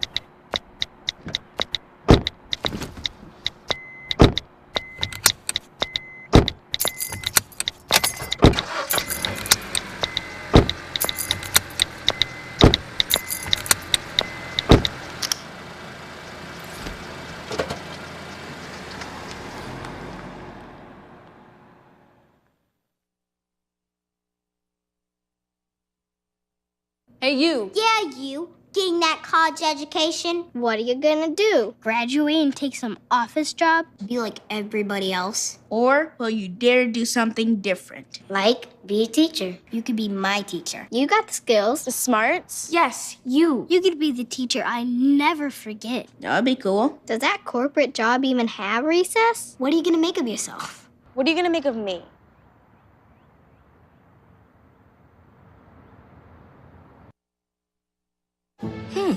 Maybe you can make retirement happen. After all, you made this vacation happen. Double points with every purchase? Cleverly merging promotions. Love it. Cross-referencing travel sites. And booking all your flights with those... Vouchers. I got us bumped. They were like, oh. But now they're like... Aloha. You aced this vacation. Now get the tips you need to get on track at aceyourretirement.org.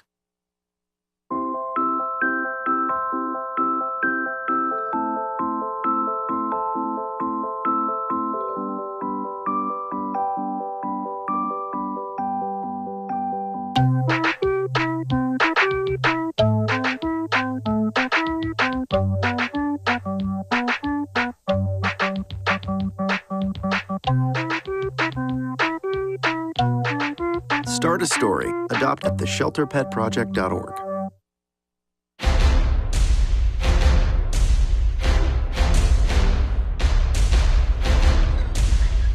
It is halftime. There's the score, 14-7 at half. Del Campo in the lead over Sacramento in this semifinal game, round 2 of the Division II section playoffs. I'm here with Rich Nichols, the principal here at Del Campo. Rich, big week for the campus. Excitement. Huge week to be 11-0, first time in school history. Just great energy on the campus. Kids ready to go. Had a little mini rally at lunch today. Got the kids really riled up. Great student body, great effort. But the thing Mike will tell you about, 50-75% of these kids are carrying a B average right now at this point in the season. That's outstanding, and you don't want anybody stepping away at this point of the season for something like that. Tremendous that how tough was it after the rally to keep everybody's feet on the ground? Well, first I had to get my own feet on the ground.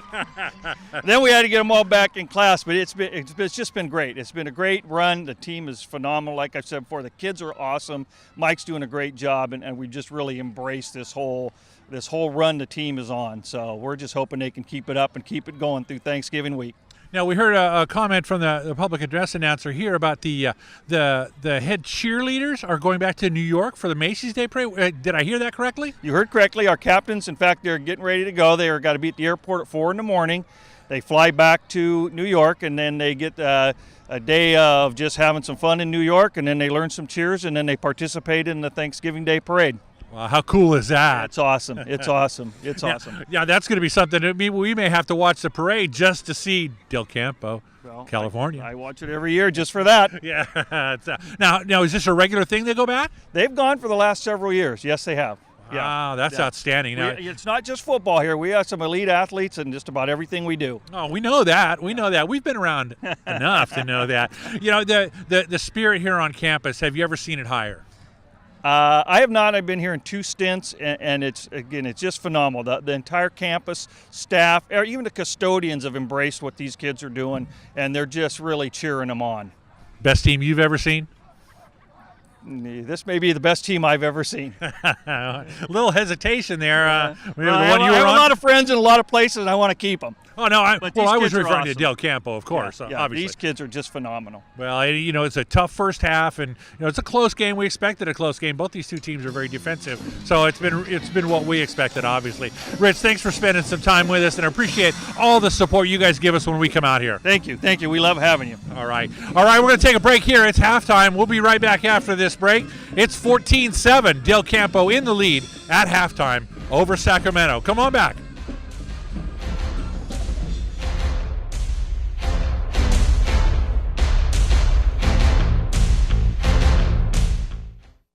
My grandfather served in World War II. Spending time with him were the best memories of my life. I became a physician at VA because of my grandfather, so I can help others like him. I can't imagine working with better doctors or a more dedicated staff. I'm fulfilling my life's mission with the help of my team and thanks to these veterans. I'm proud to be a doctor at VA and proud to honor my grandfather every day. Search VA Careers to find out more. I tell people I have 3 kids, one of them's adopted, I just don't know which one. I can't imagine having to be in a birth mother's position to make that choice. I was kind of just asking her, what is your motivation? Why are you doing this? And she looked at me and she said, because you can give my son a life that I could not. We always tell her thank you. He is such a blessing to us. Every day is just a ray of sunshine from him. So we're Chanda and Brian, and we chose adoption. After 15 years of smoking, Eva Marie quit. There's a new lung cancer screening that could save her life. You stopped smoking, now start screening. Learn more at savedbythescan.org.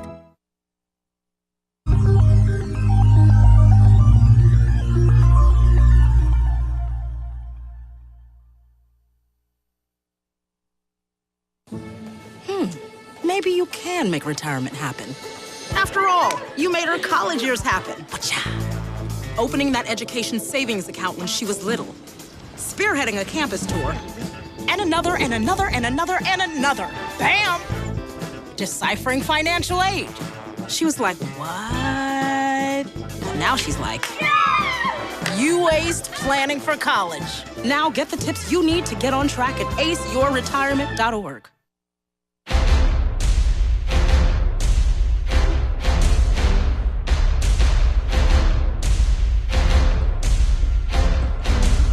Alrighty, it is halftime. There's a score. You can see it, a 7-point lead for Del Campo over Sacramento High, the Dragons, in this round 2 game. I am here, and it's a pleasure to be with our executive director here at Access Sacramento, Gary Martin. Gary, thanks for spending some time. It's nice to be out at the ball game. The end of our season, a playoff game for us, just as well as for these ball players. Well, and not only just the end of our season, but the end of our 20th season. It's an anniversary here for us on several respects. And first and foremost, before we go any further, happy birthday to Will James. His birthday was yesterday, but we're celebrating it today. Gary, our anniversary, tell me more about that the people out there might not know. We started back in 1996 with Will James calling these ball games with Jim Domino, and they have done 20 seasons for us. You do the math, and there's 1 year off. Well, that's because there was a year where the funding didn't come through, and so we took a year off. But yes, 20 seasons of high school football, generally doing 10 or more games every year, and it's an amazing accomplishment by Will James, who's the executive producer of these games, but also the play-by-play guy. Imagine a voice lasting 20 years doing those high school ball games, and of course CIF Hall of Famer Jim Domino doing the color action, calling the color commentary, and what a star he has been. So many years as a coach, as an athletic director, and now for an additional 20 years, teaching high school ball players through these ball games how to play the game better. It's an amazing accomplishment by both gentlemen.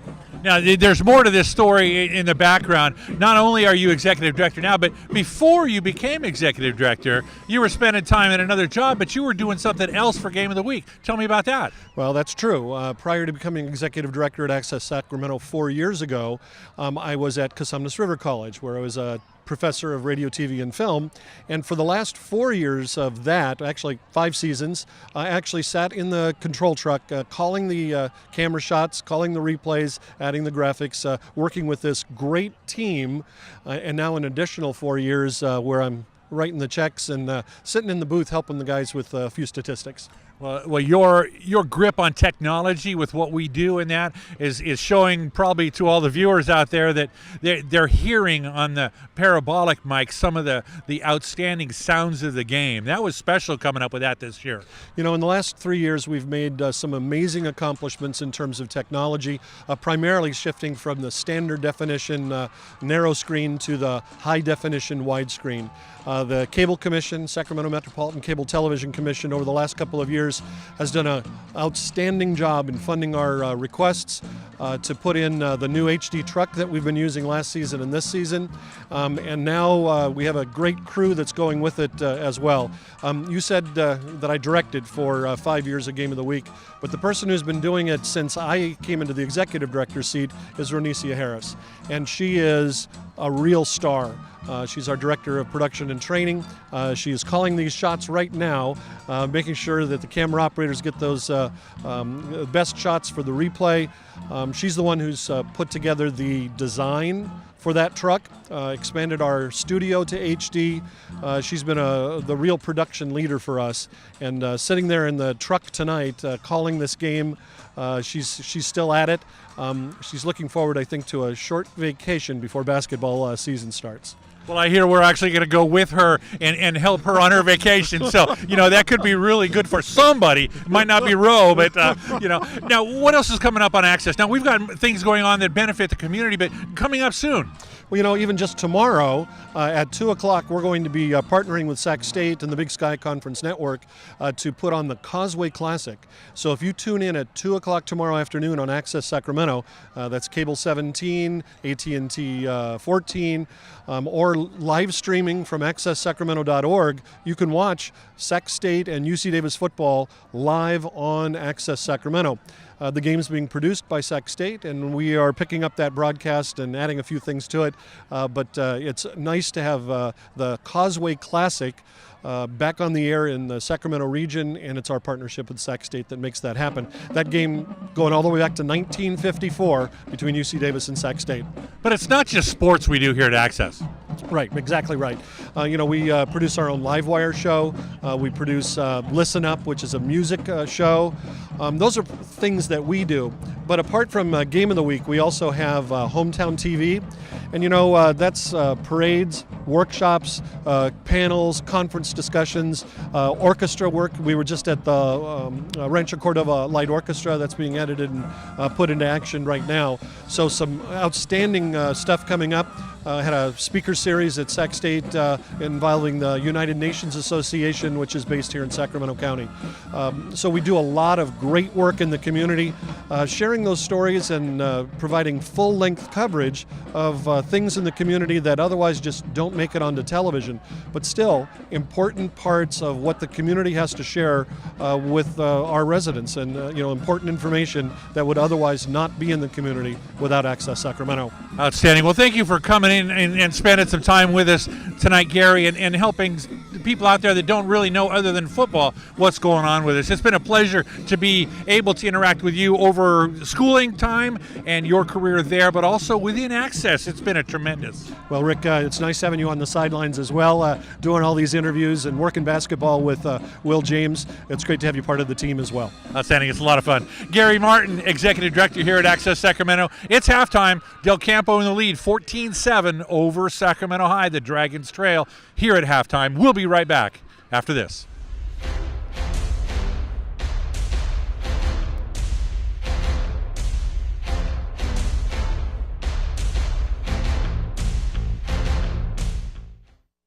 My grandfather served in World War II.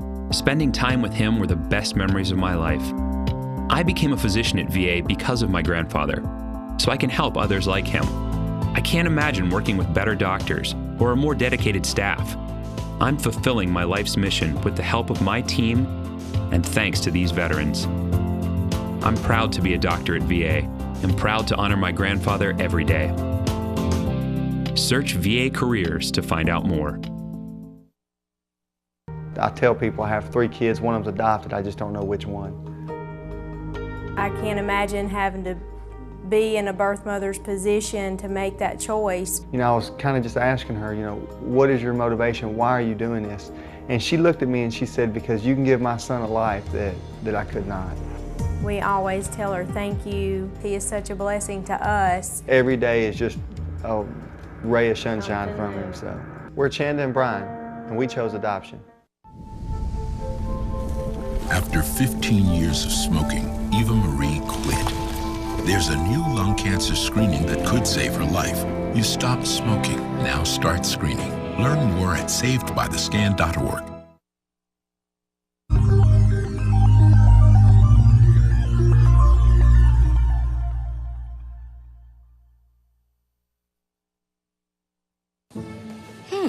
Maybe you can make retirement happen. After all, you made her college years happen. Opening that education savings account when she was little. Spearheading a campus tour. And another, and another, and another, and another. Bam! Deciphering financial aid. She was like, what? But now she's like, you aced planning for college. Now get the tips you need to get on track at aceyourretirement.org.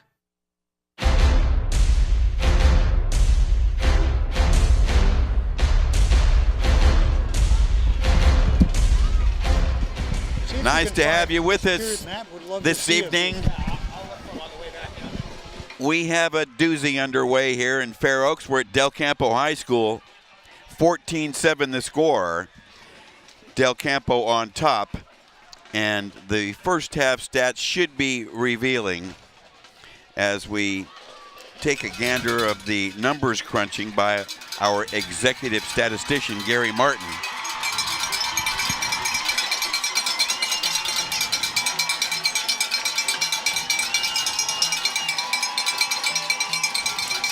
Well, there's the breakdown. You can see Del Campo has commanded the ground game. A slight edge upstairs for Shelton and the Dragons. The total offense, though, showing a Del Campo edge. Also in first downs. Penalties have been abundant. Hope that settles down in the second half. The turnovers there, a pair of interceptions thrown by Derek Shelton to squash a couple of their possessions. In the time of possession, overwhelmingly favoring Sac High. Well, that's surprising. But you know what? Del Campo is bent, but they've held on when they had to, except for that last play prior to the half when they give away on that touchdown in the corner on a great throw by Shelton down in the corner to Tanner. Well, Rick Stewart standing by with a special guest. What you got? All right, I'm here with Coach McCray, Sacramento. First half impressions first. All right, we got to play a little bit cleaner. Penalties and turnovers have killed us, and now we got a game. We got to play the second half. Couple interceptions really hurt in the first half. Absolutely. Got to take care of the ball. A few misreads, but you know we got a good quarterback. He'll bounce back. What's the one key in the second half you guys have to accomplish? Control the line of scrimmage. All right. Good luck in the second half, Coach. All right, guys, we'll send it back upstairs to you. Thanks, Rick. Nice economy of words. Control the LOS. Individually, in the stats for Sacramento, their run game featuring Kuzi and Felton managing just 55 yards between them, but Kuzi did have a couple of very impressive plays. And on the Del Campo side, boy, Cabral and Levi Markey cutting it up for 117 yards between them. And Tyler Domino, 10 of 11 upstairs, mainly of the short pass variety. Shelton, 7 of 13 for 104, but 2 picks to, at this point, mar an otherwise average first half. But as you heard Coach McCray say, we've got a long way to go. We'll straighten that out. Well, I can understand why he said that, because thus far, even though they're having won the time of possession a little bit of surprising. It appears to me that particularly at the end, that run game of the Cougars was well in place. They were riddling, and it looked like the offensive line of the Cougars was certainly handling them, particularly in the last 5 minutes of that second quarter, Will. No question about it. You're right on the money. Well, let's go back and look at the keys that you designated for this one in our matchups and intangibles, and it looks like some of those are playing out right on the money. Well, they certainly have. We saw a big play, receiver Tanner making a great catch in the corner. The Cougar run game is certainly challenging that front seven big time tonight. And quite frankly, if it wasn't for that number 32 Hog Larry, they might be even getting more yards. Two tough defensive teams, one yielding one touchdown, 1-2. The passing game and the DC run game are featured here tonight. We saw it. Quarterback protection has been pretty good, actually. Quarterbacks haven't been that heavily rushed. Sack leaders, Vesey and Hunter, have not been a factor thus far tonight. And, of course, ball protection and turnover jeopardy has certainly hurt the Dragons with those 2 interceptions on drives. It certainly did, but they did bounce back going upstairs. And as we talked about earlier, a wonderful passing game with dangerous receivers that definitely have the gift of grab. Well, they certainly have, and when you look at Bradley, Tanner, and Moore, particularly Tanner tonight, been very, very effective. And the Cougars have got to put some heat on Shelton, because if he can go downtown to any of those people, Bradley, Tanner, Moore, and as well as keep them off balance with their screens to either running back Felton or, of course, Kuzi. Kuzi running very tough on those draws up the middle, running like a rampaging fullback. Boy, that is an accurate description right there, as the Dragons are already out onto the field in anticipation of the second half kickoff. The white-clad Sac High Ball Club trimmed in their traditional purple. And for the Del Campo Cougars ready to kick off, Jake Ray, 73. The rest of the special team now trotting back out onto the field. So this, as always, the opening possessions in the third quarter, always crucial. Very crucial, and you'd think everybody's in shape at this time of the year in terms of their overall physical conditioning, Will, but I think that we're going to find that by the end of this quarter, early fourth quarter, who's in better shape of these two teams. A short kickoff, backing up and taking it, retreating to the 20, but finding some running room, Kuzi, and he's always a threat. So that's where Sac High will open shop to start the third quarter in pretty good field position outside their own 35. Well, it is, and again, Kuzi backpedaled to get that, but picked up 18 yards on the return, and I'll tell you, he is a big-time factor. He plays tough defense. James Kuzi, number 2, and runs hard up the middle. So here we go. Shelton and company, fresh off of that late TD. Let's see if he's still hot. He fires out to the right. Wide open and undefended is Anthony Bradley. A zigzag move gets him first down yardage. Plus more. He's loose. See you later. Sideline route. Touchdown Dragons. Oh my goodness. 67 yards. Striking like lightning. But our officials are conferring. Ray Pulley has the news. Oh my goodness. Another personal foul.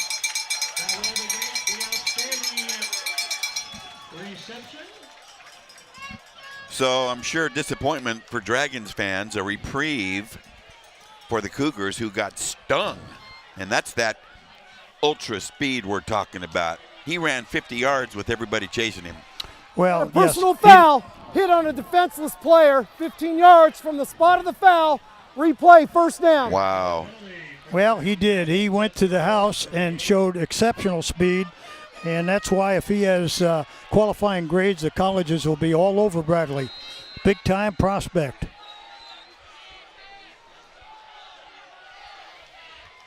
Okay, so start over again. Shelton to throw, sideline route, well off target, 5 yards out of bounds, incomplete. So let's look and see if we can spot the penalty. A late hit on a defenseless player was the call. Now here's Bradley undefended at the 40. A hesitation move as we see Braun come swiping over the top, and he went high and let Bradley get away. So what a crazy play that is. Well, he had a man that was out of bounds. Okay. So there it is, defenseless. 2nd and 9. Football parked at the Sac 39. Shelton to fire a slant, wide open. You can forget it. Tanner is going to cruise home, and who's in the secondary covering him? Well, no one. I talk about a breakdown in the secondary.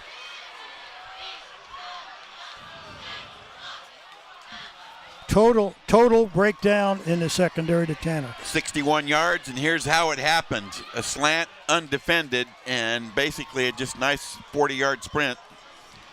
And we're a point away from being tied up as the Cougars have been stung by 2 bombs. Well, with 6 seconds left at a half, and the other one here, just underway here in the third quarter, 11:25 of this quarter. Back-to-back touchdowns here in a matter of about 35 seconds. On for the PAT spot boot. Uh-oh. Just got it in that left upright. Esau Perez, we are tied and going to a break, so don't wander off. Now things are really warming up as Tanner goes to the house. Stay with us.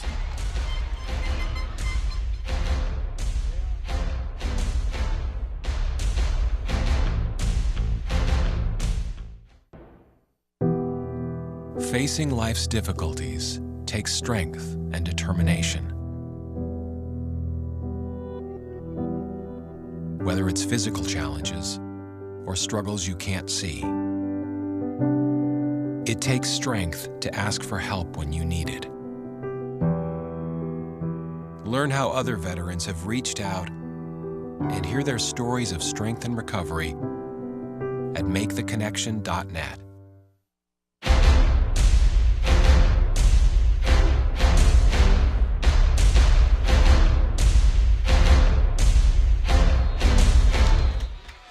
Okay, the Dragons ready to kick off. They've got new life. We are tied at 14. Del Campo's 14-0 lead is a memory. A soft line drive knuckleball pooch out of bounds and a penalty marker. The scoring drive for the Dragons to tie it up, 62 yards, 2 plays, a mere 35 seconds. Wow, that changed the complexion of this game quickly. Del Campo sitting on a 14-0 lead. And then the ball will be placed at the 35. First down. Okay, so Del Campo gets the benefit of the out-of-bounds kickoff. They'll open shop at the Cougar 35. Now facing an entirely different prospect here, tied at 14, and it's up to Tyler Domino and this offense to regain the momentum. Braun's in motion, turn and give. Right side run, good speed, turn the corner, Cabral. Drayton, one of 2 Dragons to shove him out, but a pretty good chunk on first down there. Apparently he went out of bounds on about the 42-yard line. 43, watch Cabral here going off tackle, inside, outside, and now gets knocked out of bounds there on about the 45-yard line. Quick hit. Joseph surrounded and blasted. Well, he's got to stay on task. He can't, trying to cut back to the middle. They got a bunch of speed burners there that slow him down. He lost yardage on the play. Actually, it's a pretty decent call, but he backpedaled and lost about 2.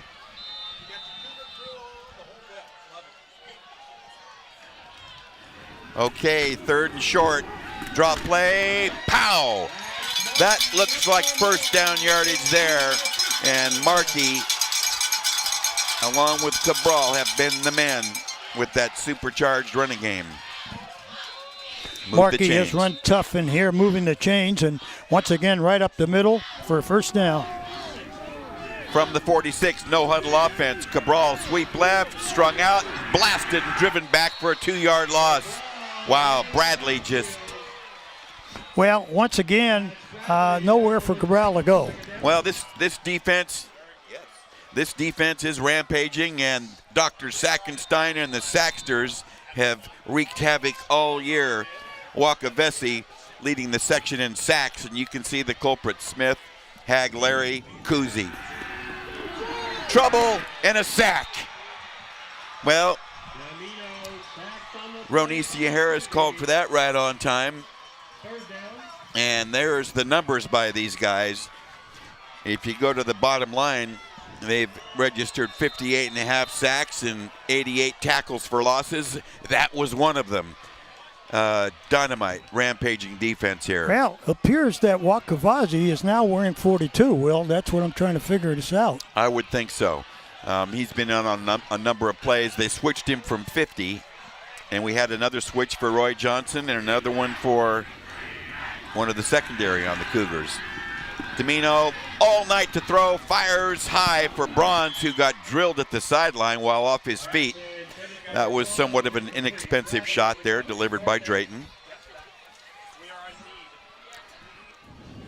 Well, the momentum of this game has begun to change here, and it started just before the half, as you see quarterback Tyler Domino flushing the pocket and trying to go to Bronze here, and they're pretty well covered, 21 and Bronze, both on the sidelines, running out of field.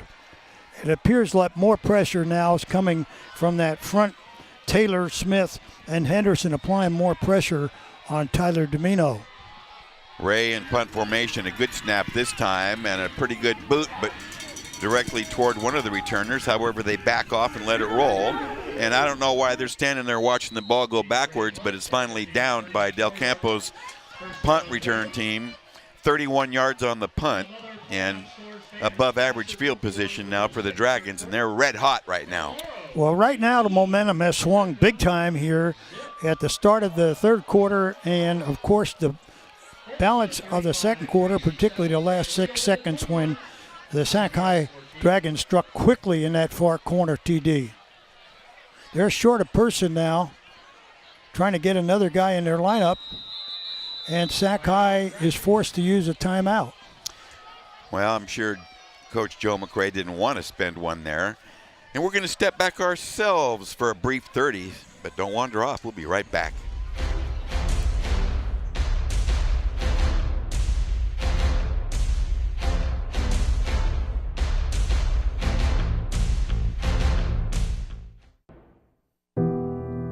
Facing life's difficulties takes strength and determination. Whether it's physical challenges or struggles you can't see, it takes strength to ask for help when you need it. Learn how other veterans have reached out and hear their stories of strength and recovery at maketheconnection.net.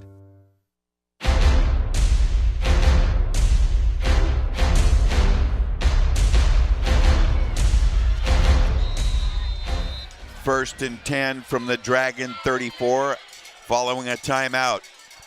Shelton wants to fire, looks right and fires. Wide open on a slant to Bradley to the middle of the field. Splits 3 defenders, stays on his feet, and gets into DC territory at the Cougar 48. They are on a roll right now, and Del Campo's going to have to figure out something on defense here to shut this down. Well, they're wide open in the middle. He runs a simple slant in, and he's wide open. He's got all kind of cushion. 18 yards on that completion.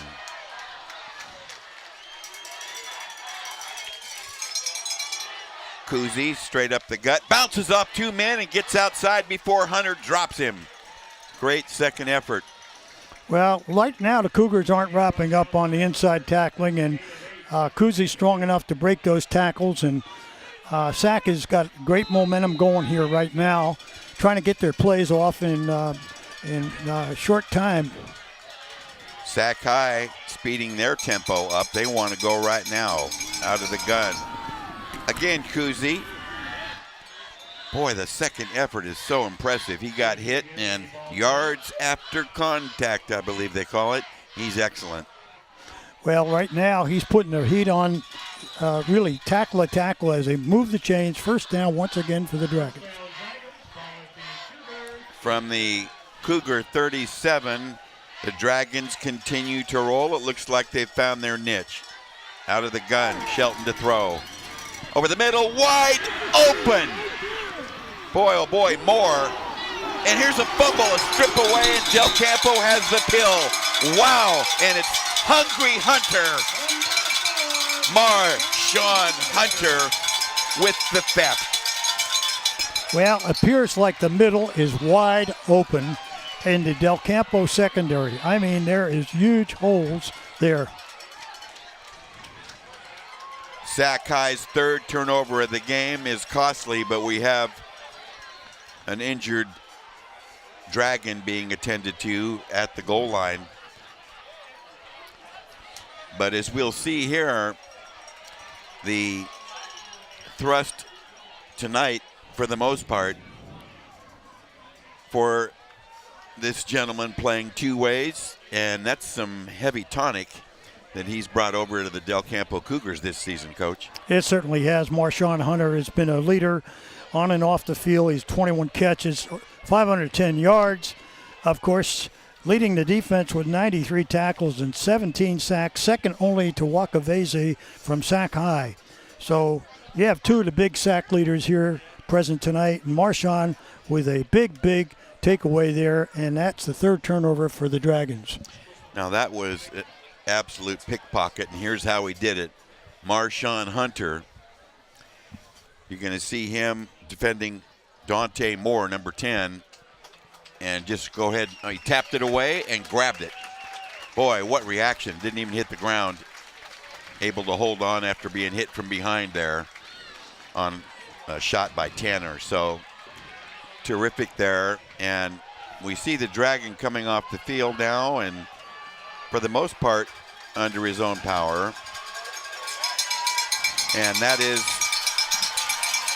Dante Moore, who had the ball stripped away. Well, let's see if the Cougars can put something together here and stop this Dragon momentum which is going on. And it's, they've got to be able to move the chains and a few first downs to get control again. I think I said something about doing something to stop this momentum, and Hunter just picked the pocket there and made it happen. Turn and give, nothing doing. Wow. Wakavese, Kuzi, and one other Dragon just pounded Markey on that. Well, right now the Dragons are all hyped up in the air. Kuzi making tackles all over the field. And, of course, in the middle backer, Hog Larry all over the place. And those have been two of their leaders, along with pressure from Wakavese, now wearing 42 coming in from the outside. No gain, 2nd and 10. Sac-High amped up on defense as Tyler Domino possibly changing the play here. Turn and give. Cabral surrounded and gang tackled. Boy, oh boy. Sac-High is taking no prisoners right now. No, and again, Hag Larry, 32. And plus, we got movement by the Cougars, and it's going to cost them 5 unless they turn it down. Ray Pulley and his crew have kept this game in order.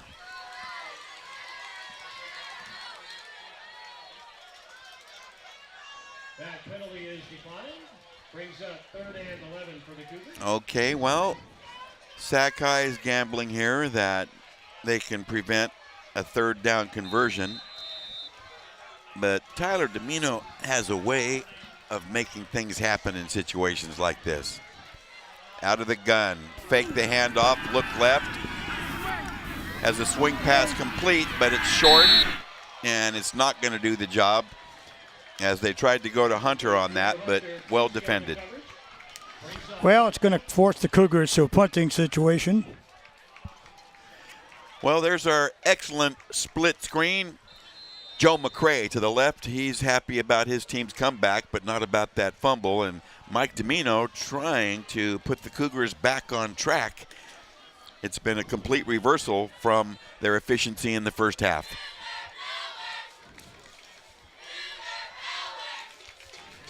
So here's a 4th down punt formation shown.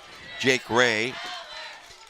And again, those speedy return men for Sac High, they've yet to do anything, but it can happen at any time. Look out. Okay, they got a break there on a stumble. Well, as Felton took the kick. Well, his knee went down there. It's only a matter of 2 yards, but if we see that at an opportunity, why you'll see his knee goes down as he tries to catch the ball. 30 yards on the punt. Yes, a good point of contention there, Coach. However, the Dragons line up from their own 44, great field position. Let's see what they want to do with it. They have really moved the football since that last play of the first half. Triple wide receivers to the near side. And Drayton in motion. Drayton's got the pill. Nothing doing. 4 Cougars bury him. Wow. That was impressive. Ernie Miranda among the Cougars to get to him. Another look. Now this is defense. Take a look at this. This is the way the Cougars usually play with a lot of people around the football. Loss of 4, 2nd and 14. Football backed up to the 40. Similar formation, 3 wideouts near side, but Shelton looks the other way. Long sideline route, got a man. Bradley, a leaping grab between 2 defenders. Just tremendous. Bronze, the short man. Matoyer, the deeper man on defense. Let's take a look. Watch Shelton going upstairs. No pressure.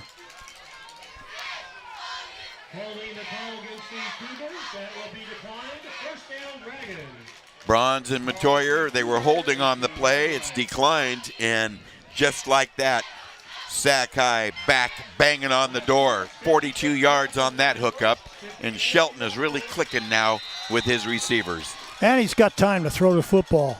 And once you get time and you got those big play receivers down the field, and no heat on Shelton right now. Fake the handoff, throw for Bradley. Broken up, Bradley claiming it got held, but no flag.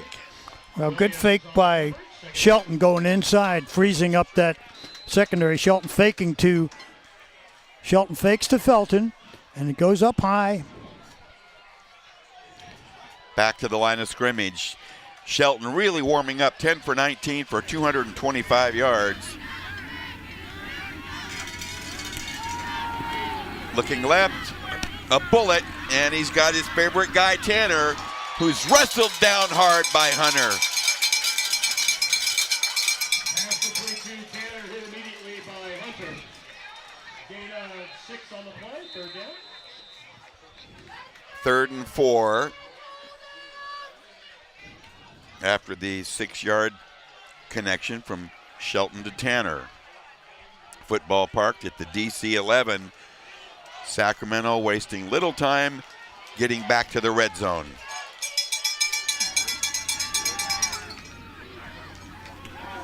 Shelton over the middle.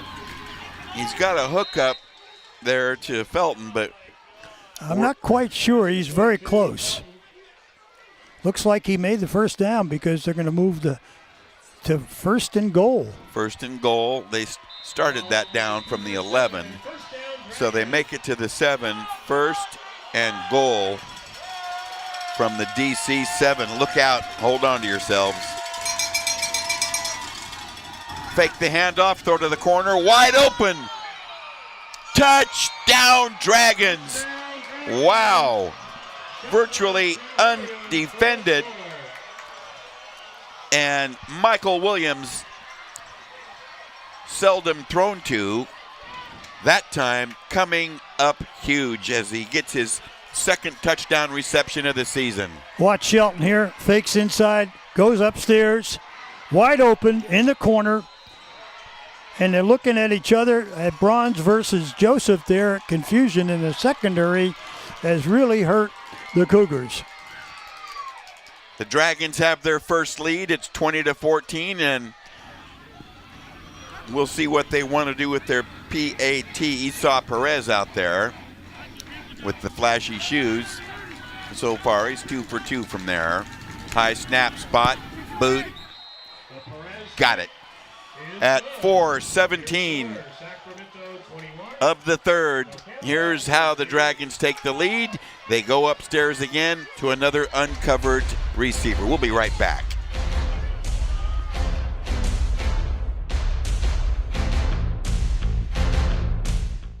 My journey skating for the gold taught me a lot, but my journey with breast cancer has been one of my greatest teachers. Every woman's breast cancer is unique. Be Wiser educates and empowers women to take control of their breast cancer treatment plan and help navigate their own path beyond 5 years. Talk to your doctor about information and tests to personalize a treatment plan that fits your needs. I did. Be informed, be wiser, support survivors like us.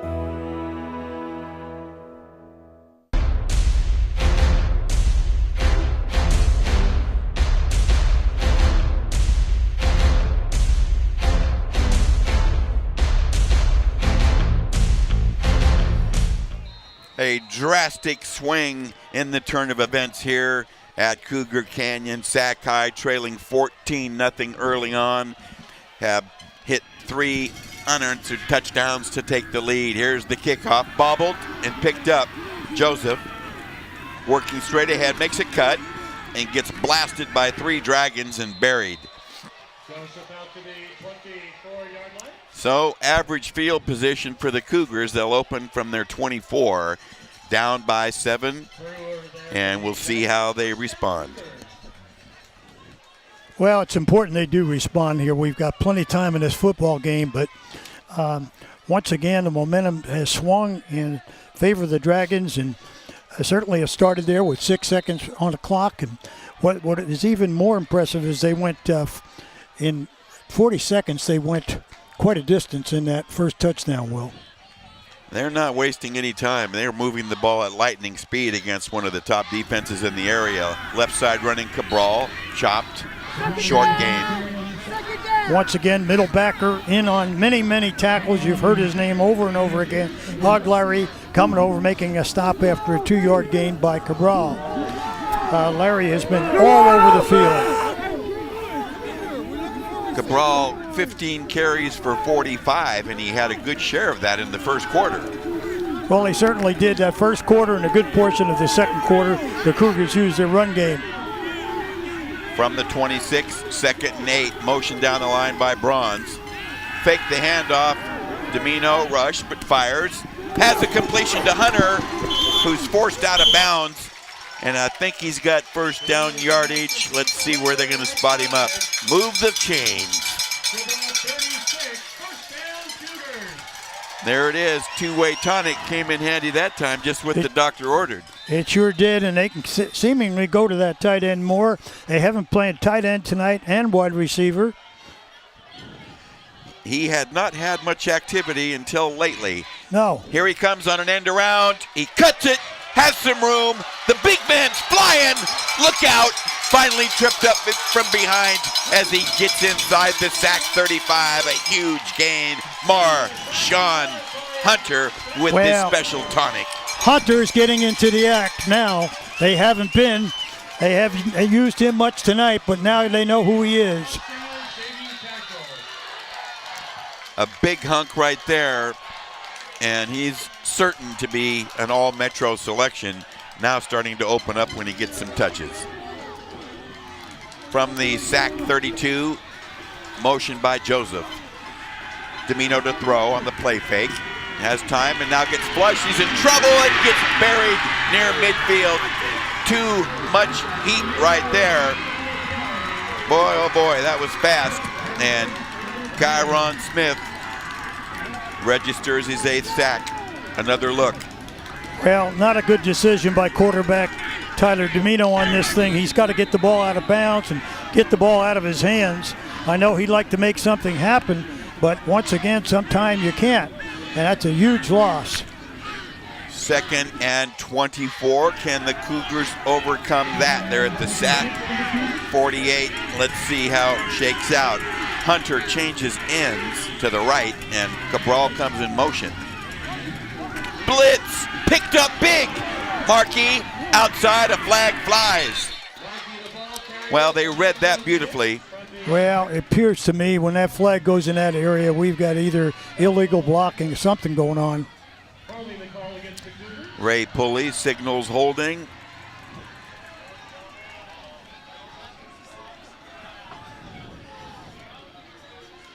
So the sack resulting in a huge loss, and now a holding penalty to compound that predicament is going to make this down and distance kind of crazy. Here's Ray Pulley. Holding on the offense, 10 yards from the spot of the foul. Replay, 2nd down. Well, the way they got it spotted now, Del Campo is going to have to reach Citrus Heights to get a first down. Well, it's, as they say, 1st and miles. 2nd and 34.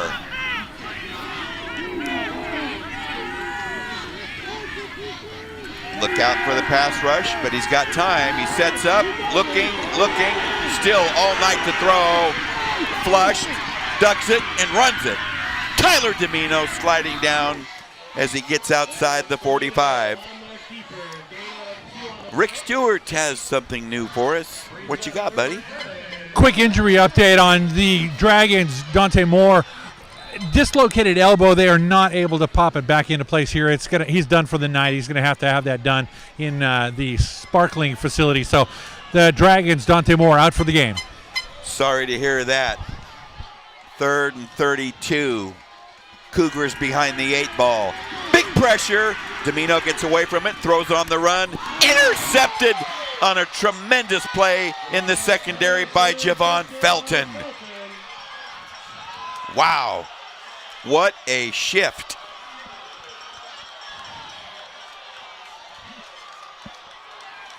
It's all Dragons. Yep. And here's Watch another Tyler. look. He goes left, starts to flush the pocket right, looks down the field, tries to go a little late. He had an opening there, a little late on his throw. He was trying to go for his favorite target, Bronze, but what a recovery, and you saw how athletic that interception was. Felton with a key interception. Well, that Sac High crowd's really up now. They were quiet in the first half, understandably so, but plenty to cheer about now.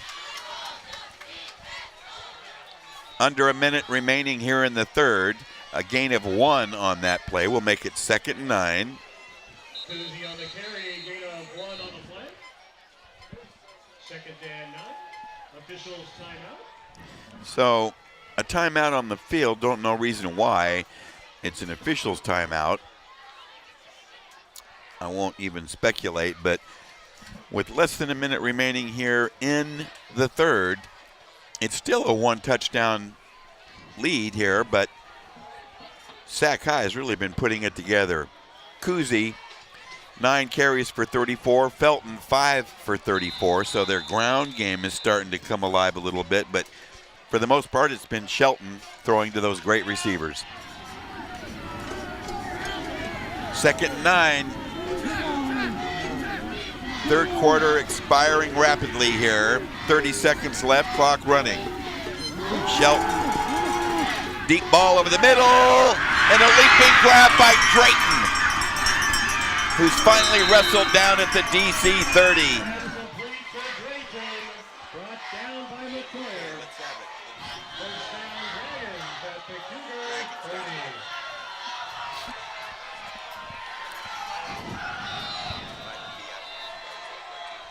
34 yards to Drayton, who's a sophomore sensation on this outfit on a team of stars.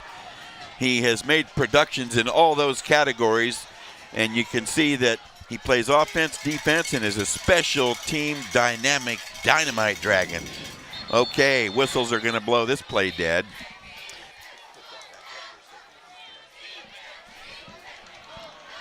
Okay, the 3rd quarter has expired.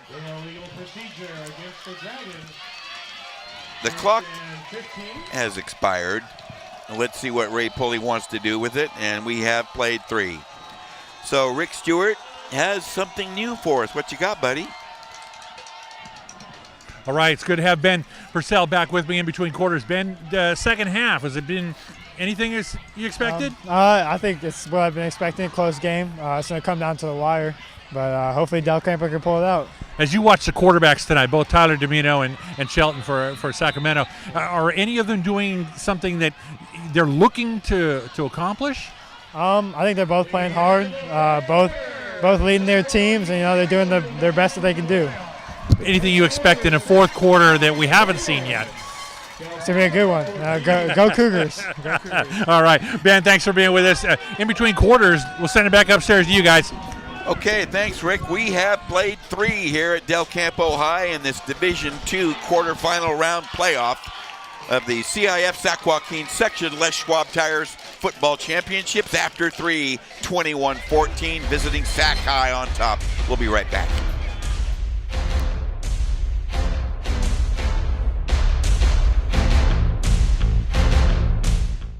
My journey skating for the gold taught me a lot, but my journey with breast cancer has been one of my greatest teachers. Every woman's breast cancer is unique.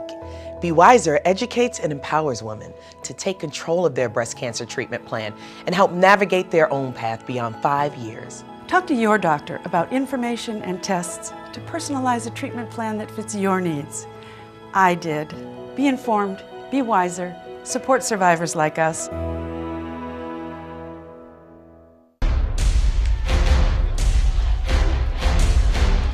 First and 15, and here's a pass to Bradley along the sideline where he shoved out, and some incidental short and fuse temper going there, but they get 3 out of the 15 they need, make it 2nd and 12 upcoming as we just have opened the fourth quarter. Sac High rallying from a 14-0 deficit, 3 touchdowns to take a 21-14 lead here entering the fourth. And it's been a combination of their dynamite defense and their highly potent offense. Well, yes, big playability is right there. Overthrown, Tanner. again going for Tanner. And we've seen that high strike a number of times tonight.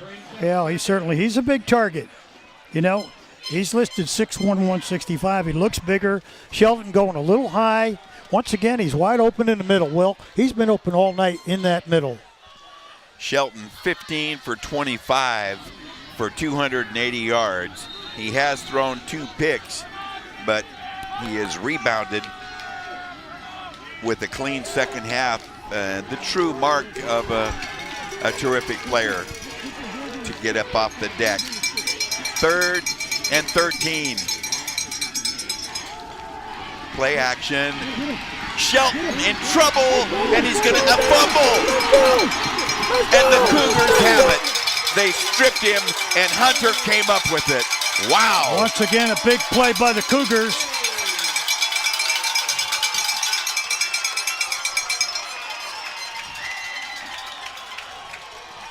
Well, that tonic should be passed out to all the Cougars. And here's a terrific replay. Once again, Shelton in trouble. Watch him try to flush the pocket. Cougars are all over the place. They get a piece of the ball right there, and watch the alert Hunter picking it up. So Shelton fumbles. I believe that's 4 turnovers, 2 picks and 2 fumbles by the Dragons. Great field position from midfield. Cabral working right, finds a hole, a burst. He's outside and has first down yardage crossing the Sac 40.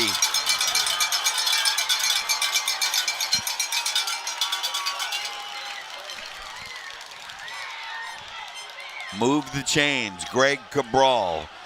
Nice opening on that right side, and here's your hurry-up offense. Cougars ready to go before they put the stakes down. Left side this time. Cabral working his way. Cuts it back. Cuts it again. Wow. Cabral waking up, coming alive. Coming alive. That was some super duper open field work with those 2 cuts. Watch the cuts, watch the moves. Speed and power with Cabral and Markey cutting it up, and right now Cabral slicing and dicing.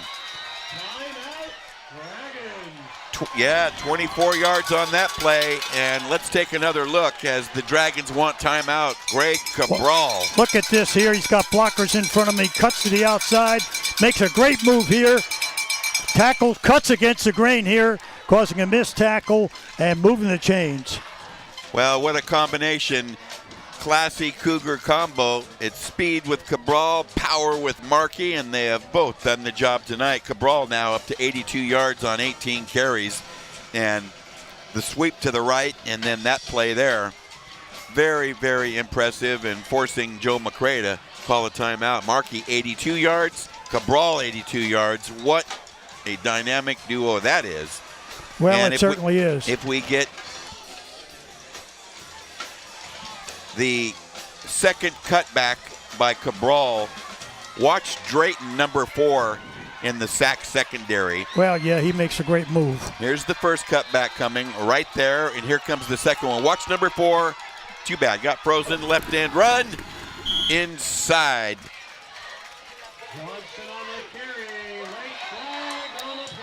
Wow, another penalty coming out exceedingly late. It looked like a late hit on the part of the Dragons there. Somebody came on late, I thought. Well, there's Ray Pulley with the white cap, our game referee. Another personal foul, 4 of them. 4 personal fouls on Sac tonight. And it'll first and goal now. They go half the distance, and a huge turnover on the Shelton fumble set up this drive from midfield. Well, takeaways or turnovers play a part of this game. Yeah, jeopardy, right? Oh, it sure personal is. foul We've had that. on the defense, half the distance, second down. No. Okay, another look at that play. And personal fouls are haunting the Dragons right now. Let's see if we can see it. I'm a little mystified on the second down.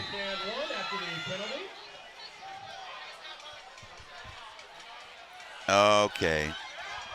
Well, this is a strange play lining up right now. Domino rolls right, looking, firing, incomplete. Drayton on the coverage out there to Joseph. It was a safe pass. I got to say that. If either of them were going to catch it, it was going to be his guy. Well, I'm a little surprised at that call. He had time. He was already past containment. 3rd and goal. A crucial situation. Oh, no, 3rd and a yard. 3rd and a yard. My mistake. Turn and give. Cabral, big room. Blasted shy of the goal line, but he got plenty.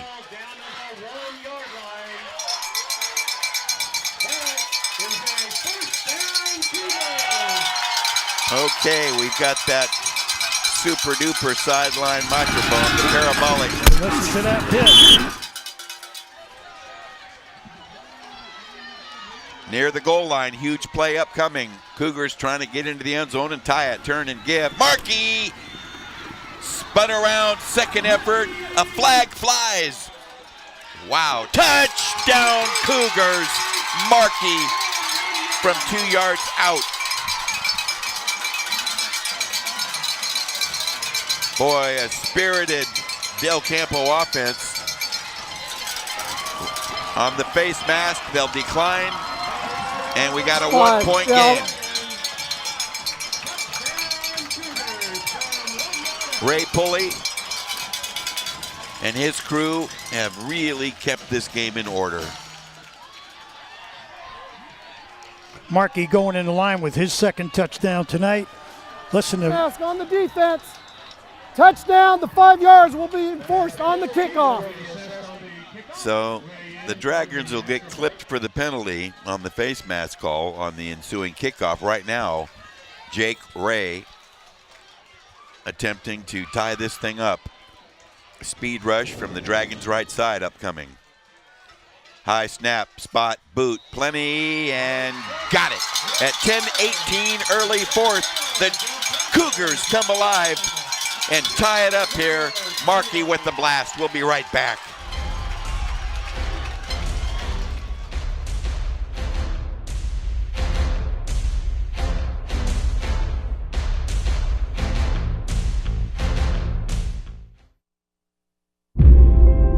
problems, the ones nobody talks about at cocktail parties.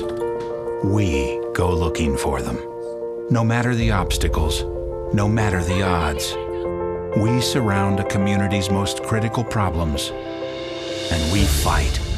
United Way fights for the health, education, and financial stability of every person in every community. Will you?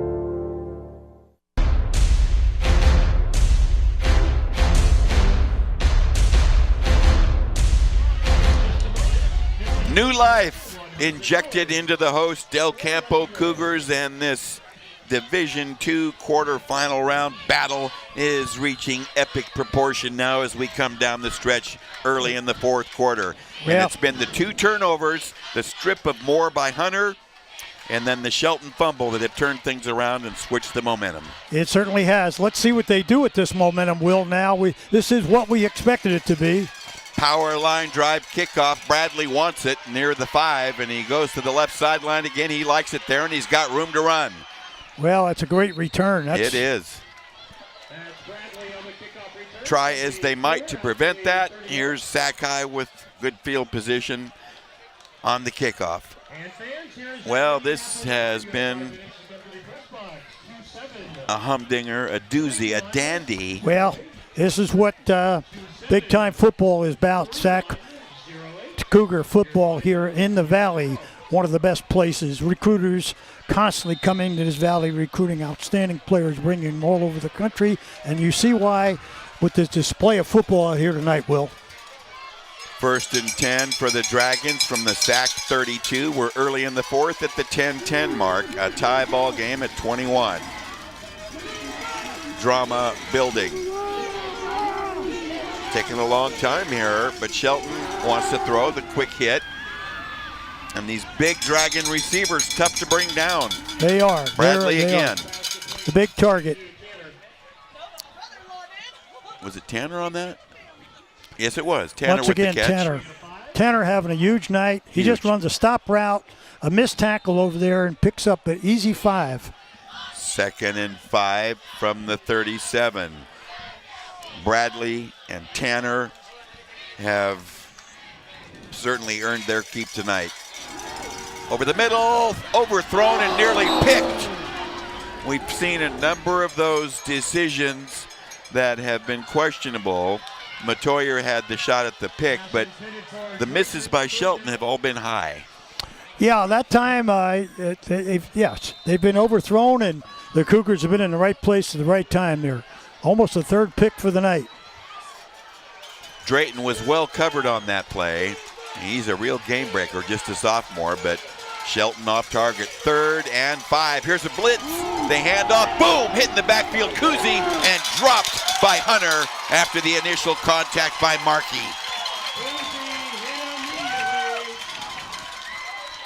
Well, once again here, it appears like they're going for it, and Shelton can kick. He can kick. Yes, he can. It's a 4th and 6 from the Dragon 37. Kuzi now 33 yards on 10 carries. He's been limited. Let's see. Drayton. There's the quick punt that the Imperator called for. No one back at safety, and this will be downed. So a great stop by DC after tying the score. 28 yards on the Shelton punt. But good field position now upcoming for the Cougars, being rewarded for that defensive stop.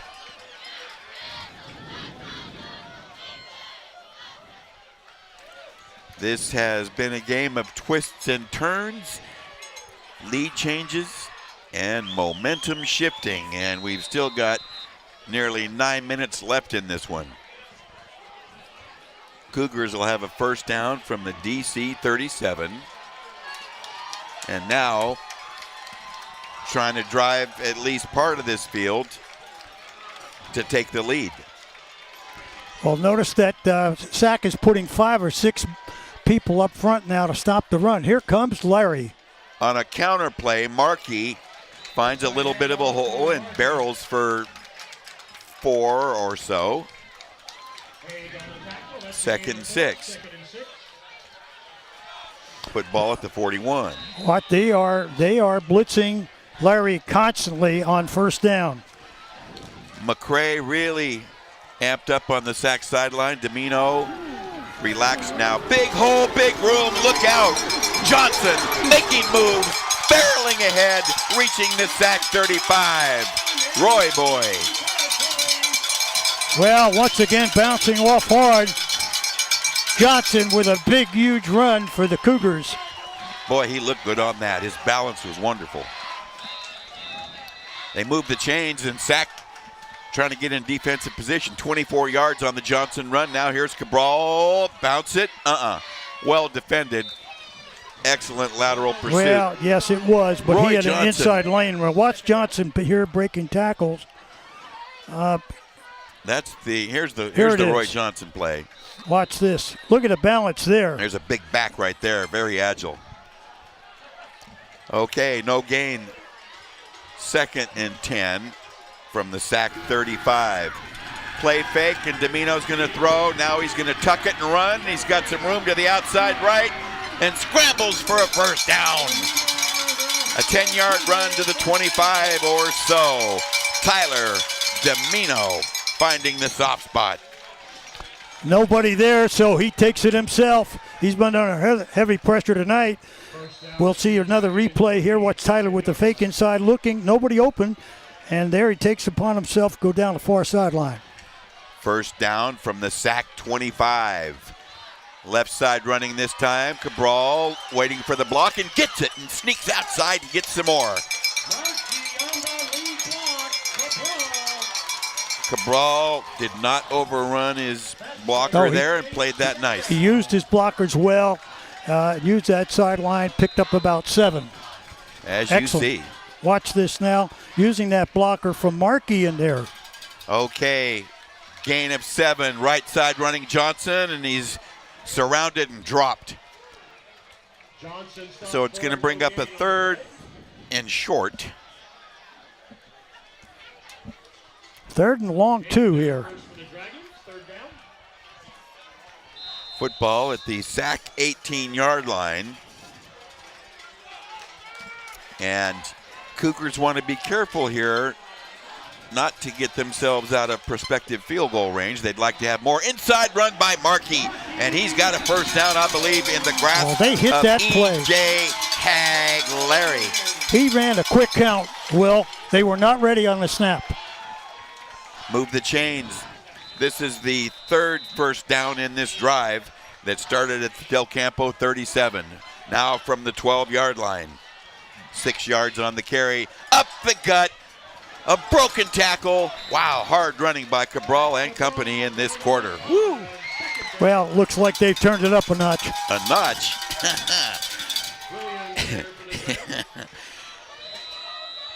Gain of 6, 2nd and 4. Add a little more. Add a little more, maybe a couple notches at least. Okay. Time out, Sac. Joe McCray and staff want to regroup their defensive unit that has seen their 7-point lead disappear and now on the verge of falling behind again with 6:21 to go midway 4th. The drama continues to build. Well, this is what it's supposed to be, Will. We have number 4 and number 5. And I'll tell you what, we have 2 of the outstanding defensive teams slugging it out tonight. You know, it's just grind them. Del Campo grind them between the tackles and run hard.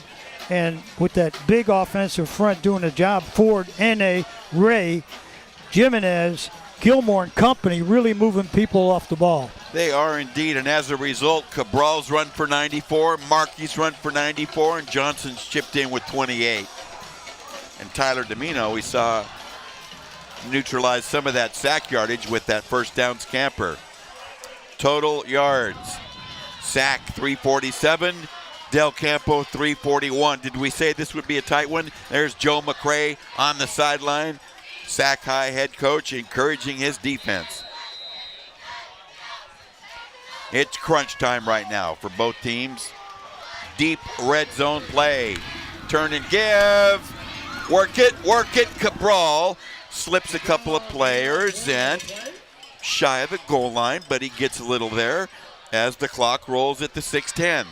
Well, they can get a first down on the 4-yard line, and they've got third and approximately 3, Will. They got 2 cracks at it to get a first down on the 3. Yes, they do.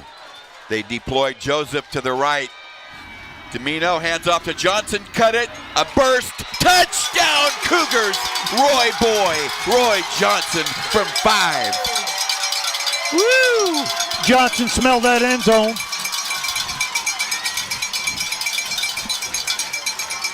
The 5-yard run, the offensive line again opening up the daylight, and that big back knew what to do with it. He certainly did. Let's take another look. Big Roy working right. Look at the extra effort. Get off me. He runs with reckless abandon. Ray trying to make it a 7-point lead. Good spot. Booted. You got plenty. Got it at 5:49. The Cougars come from 7 down and now up 7. We'll be right back. Yeah,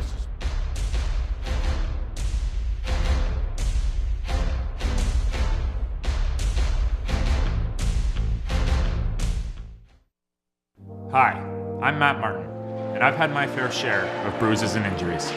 But for many who put their lives on the line every day, it's not always the injuries you can see that hurt the most. Every single day, 184 veterans are diagnosed with post-traumatic stress. When medications and therapy don't help, professionally trained service dogs can. American Humane has created a free guide to help veterans obtain these life-saving animals. For help, please go to AmericanHumane.org.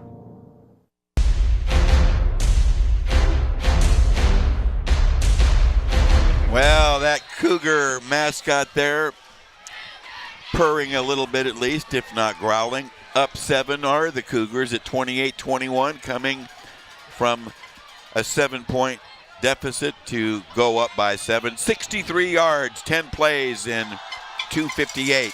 High kickoff, but short. Look out now, Drayton is dangerous, bounces off a man, but surrounded and dropped. Shoved back from the 30. Cougars are fired up right now. Look at that kickoff return team. Well, right now, the big pressure is going to be on that front, people providing pressure on Shelton, because I'll tell you, give him time to throw with the receivers he has.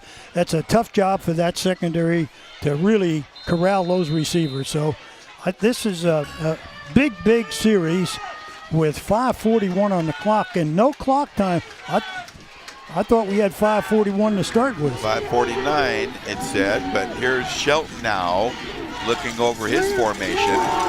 Quick shot, right side, Tanner. Slips away and gets some extra. I believe shy of a first, but a nice effort there. He gave him a good spot there. Gain of 9, 2nd and 1. So they make the 40.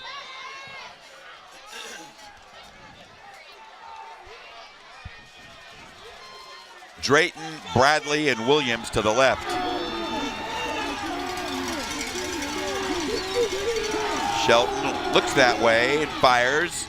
He's got a receiver wide open on a short route, a comeback route, and the flag flies into the pile late. Well, it appeared to me that the receiver put his hand to the face mask. Bradley.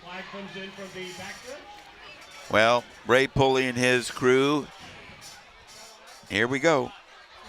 Personal foul face mask against the Cougars.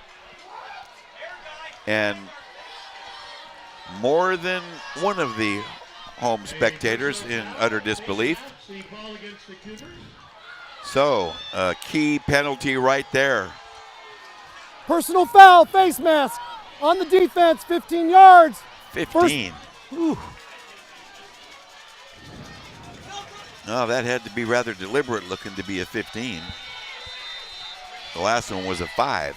Okay, they are set up beautifully at the Del Campo 36. 1st and 10 sack. Shelton is going to be dropped for a sack. Shoved back from the DC 45. Major pass pressure. Turn up the heat. Boy, Markey and company. That was huge. Let's take another look at that pass rush. Here they come from the outside. Here comes Markey along with Cisneros and company. And Ben Lolani, 44. That was clutch. So they lose a ton. They lose 6. Second and 16.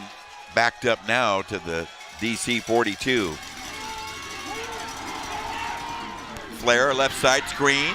Dropped. What a tackle. It looked like Cisneros. Yeah, he chopped Bradley and limited that. So they get 3 out of the play, maybe 4.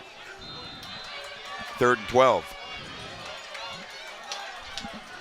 Big down here. You know they're going for 2 downs here. A good call by Sac-High and a great shoestring tackle. 3rd and 12 from the Del Campo 38. Clock rolling with 3:35 to go in this one.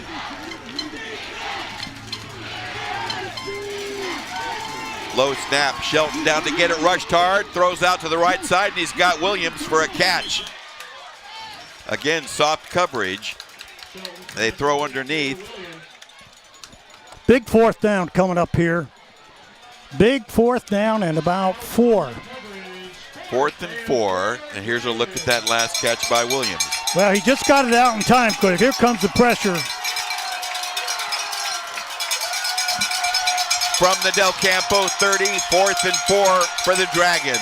Hold on to yourselves. Shelton rolling, being chased, fires on the run, out of bounds, and the ball goes over. The Cougars hold, and with 2:50 left, they are jubilant, but should hold celebration. What a stop. Pressure. He had to flush the pocket, Will. Pressure in this last series, Del Campo went to the big-time rush. And players off the bench that have been fresh have helped spark that. And Lolani and company. Lolani comes in there and company. Yes.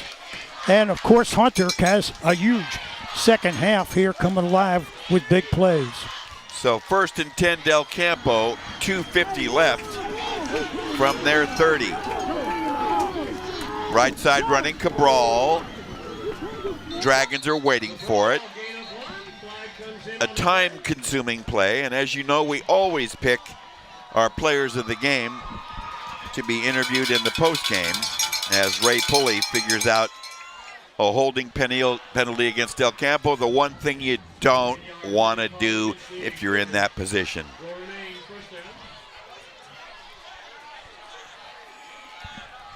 Holding on the offense, 10 yards from the spot of the foul, still 1st down.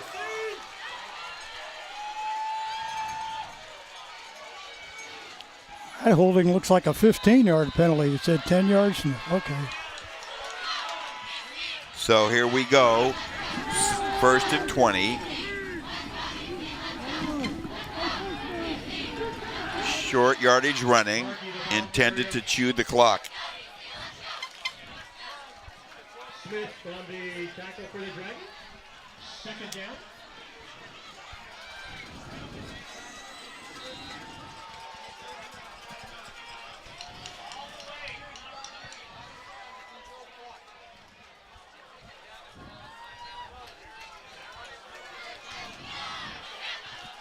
So it's tension time here. 2nd and 19. 1:57 left. Johnson is buried on a sweep. E.J. Hag-Larry leading the charge for Sac as he has done all night.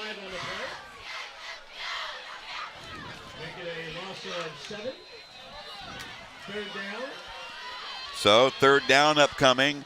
Clock rolling with 1.5 minutes left. This one has been strung out to the limit, and Sac-High is going to be gambling on everything they can get their hands on. 3rd and 25. Clock still working down at 1:15 to go. Lots of movement along the line. Markey off the right side gets a few and will be under a minute to go here momentarily. 4th and 25. Brings up 4th down Cougars. Well, a coach's dilemma here. Well, he should call timeout just before the 25 count. I would say so, as it's whittling down now to 44, 43. And they don't want to cut it too close. So I think he's checked with the side judge here to make sure. And there's the stoppage with 33 seconds left. Excellent clock management. Excellent. That's the way it's supposed to be. Well, a glum group of Dragon defenders see the writing on the wall. Anything can happen, but this game had two dramatic turns. Late in the first half when Sac got their first TD, they carried it into the third quarter and took the lead, 21-14, when it looked like Del Campo was dead in the water. And boy, did they flip that around to rally for 2 scores, and that's where they're at now, 28-21 on top. Well, this is important now. You got to have max protection on this kick. You're sacrificing some coverage when you have max protection. Now, let's see the setup that Sac has. They have 2 gifted players back there that you don't want to get the ball to. There they are. The big receiver, of course, a threat whenever he touches the ball, Bradley. And over on the other side, Felton. Okay, the coverage is adequate, but let's see if they're going to try to block the kick or go for the return. And the short men, or Drayton, number 4, standing at the 30, who poses a different kind of a threat. So here we go. The timeout is expired. Punt formation shown by Jake Ray. Watch this rush. High snap, look out. What's he doing? A safety. Look at this usage of the clock. Hard to believe he gets out of there. I do not understand. I do not understand. Are they giving Sac-High the football inside the 5?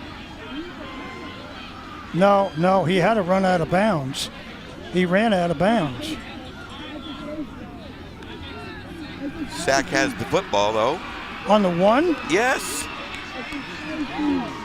How could he do that? I don't know, but like I said, anything can happen. Here's Ray Pulley. He wants to make sure, and there's head coach Joe McCray. That was an insane play. Gave me a heart palpitation. Let's see what comes of it. Yeah, you gotta tell me what happened over there now. You can hear everything. I really have to give compliment to Ray Pulley and his crew. They have been far superior to the last several crews we have seen, and they've kept this game in order. Foul. What? On the kicking team, that penalty is declined. The runner was down on the half-yard line outside of the end zone. First down. Well, here's a replay, and, well, no, let's go back to live action here. We've got Sac-High ready to line up here, and there's still confusion on the field here. Now that was crazy. His knee went down in the end zone. His knee was down in the end zone. So Del Campo called His the timeout. knee went down in the end zone. Yeah. His knee went down in the end zone. Is he? You got to replay again. Can we ask?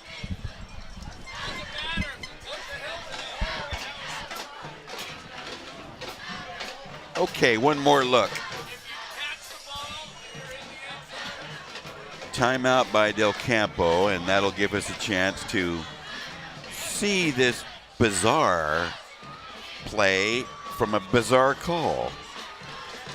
Okay, and there's, looked like his knee was in the end zone, but the referees call otherwise, and here's the goal line play coming up for Sac. They're about a half a yard away from a touchdown, and if they can get it, they'll go for 2. Shelton under center for one of the few times. Let's see if he sneaks it. A toss and an easy touchdown, and the Dragons with Felton are within 1 on a gift. I really don't know what to say about that punt play, but the Dragons just had a prayer answered. And there's a stunned Del Campo contingent. I don't blame them.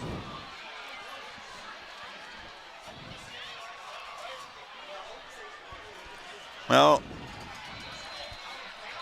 the toughest job in the world is with the coaches, and I will not speculate. Let's see what happens here. They're going to play for the tie. Oh, my goodness. Well, looks like we could have some overtime. Perez on the way and got it. We are tied with 18 seconds left. 28-28. As I said before, don't go away and tighten your seatbelts, because anything can happen with the caliber of teams we're looking at and the crazy plays that go with playoff time. Well, again, I'm stunned with that call. One thing is taking a safety. First thing, punt. Second thing, safety. Okay. But I don't know if I even like the safety. Okay, right. Let's spin the dial. Now here's Jake Ray, who was in punt formation, running around in the end zone with 5 Dragons chasing him. He gets a block from Cabral. And then instead of going down in the end zone, he elects to try to come out with it. And his knee was down in the end zone. Well done. Nice slow-mo, and here's the easy run by Felton to get the Dragons within 1 from the half-yard line. Thank you very much. So the Dragons, who looked doomed for sure, the recipients of, I don't know what to call it, but bobbled by Cabral, picks it up at the 20, and he's going to work ahead to the 30 and fights out for some pretty good field position here, but with just 9 seconds left, it would appear overtime is imminent. Well, I would think so, because Sac's going to go back in a prevent, put everybody back, and it would be pretty tough for Tyler to go deep when he's got the whole world back there. And one thing you don't want to do is throw an interception at this point here and a run back. Okay? So, if I'm not mistaken, the scoring drive was basically 1 yard in 1 play in 1 second. That is... Woo-wee. Knocked me over with a feather. That's something that we may never see again. No, we will not see it again. So here's going to be a kneel down and a concession here that will send us to overtime. So you better pull out another snack, fill up your favorite beverage, and take a quick break, because we'll be right back for OT in this D2 quarterfinal rounder. We'll be right back.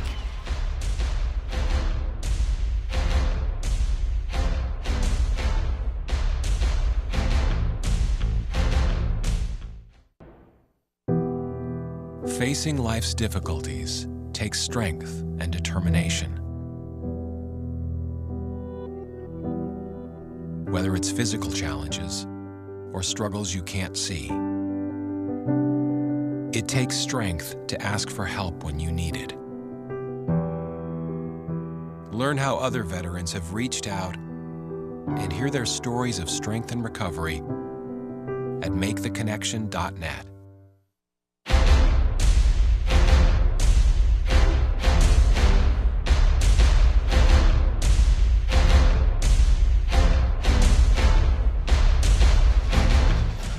Well, glad you stuck around, because we got a real dandy here developing in Fair Oaks. We're at Del Campo High, entering overtime.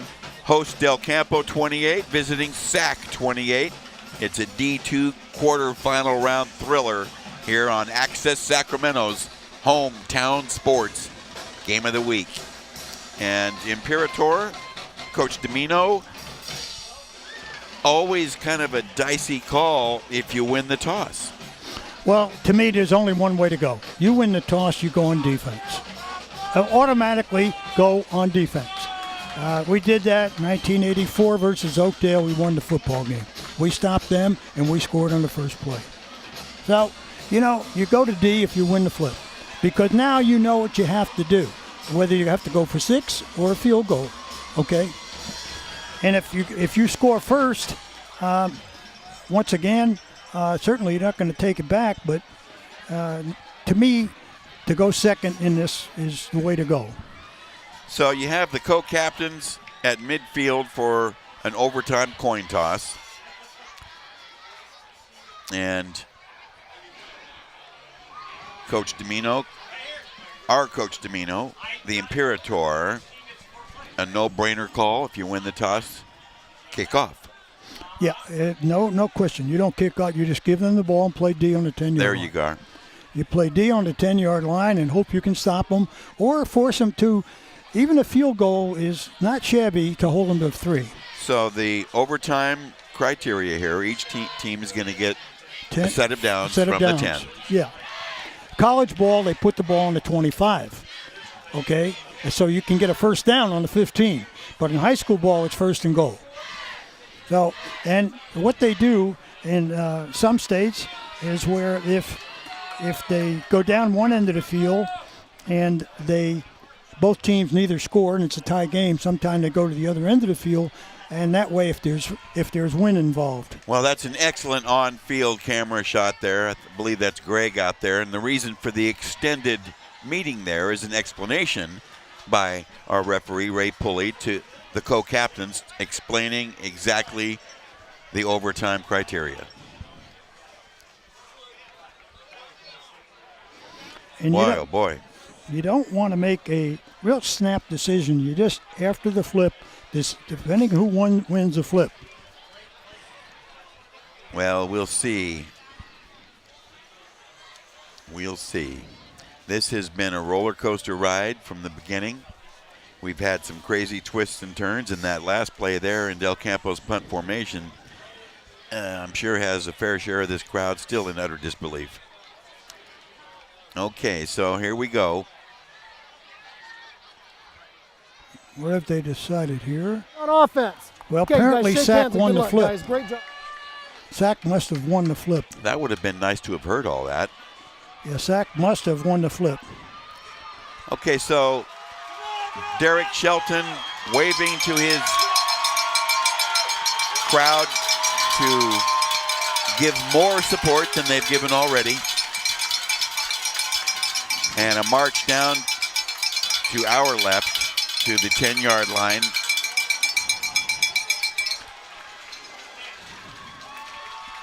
What drama, what excitement, and what tension. Well, in regulation, Sac, their run game has been limited to 56 yards, while Del Campo's piled up 222. And a reversal in the passing department, 315, very impressive there, to 106. Total offense, 371 to 328, nearly dead even. So, time of possession, look at that discrepancy. Huge in the favor of Sac. Huge. More than 30 minutes, nearly 31 minutes for Sac, and just over 17 minutes for Del Campo, like nearly doubled. So Del Campo is going to try to draw first blood here. Working to our left, they deploy, and here we go.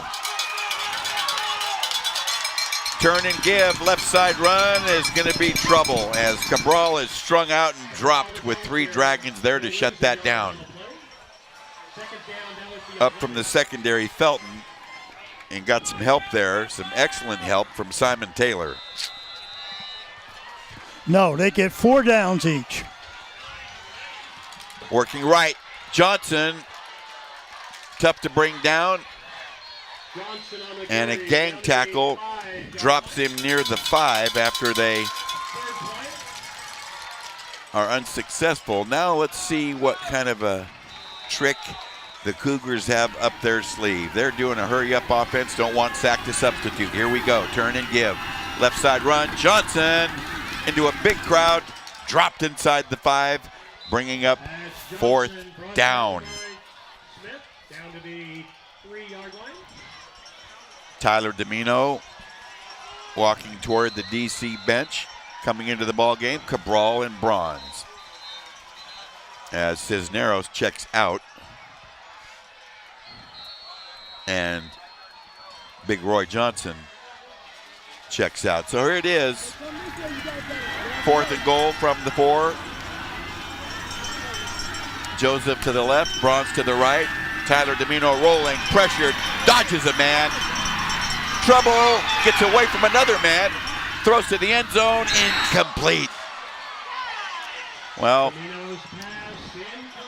that was well defended, and Tyler Domino did a remarkable job of dodging those 2 tacklers, Kyron Smith and then Hag Larry. Woo-wee. Yeah, he did, but we couldn't get anybody. Those receivers are going to double back inside and not keep running out of field. They've suddenly got to find the quarterback and show him the numbers. That was the Nobody rule came back. Nobody came back. Well, now the Dragons will have the same opportunity. Tyler Domino upset that he wasn't able to make more of that play.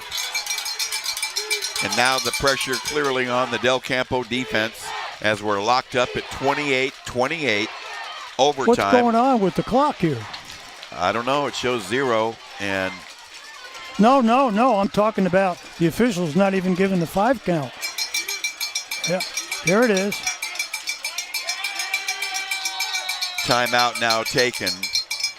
Sac High, after expiring their time, calls a time. Stringing it out.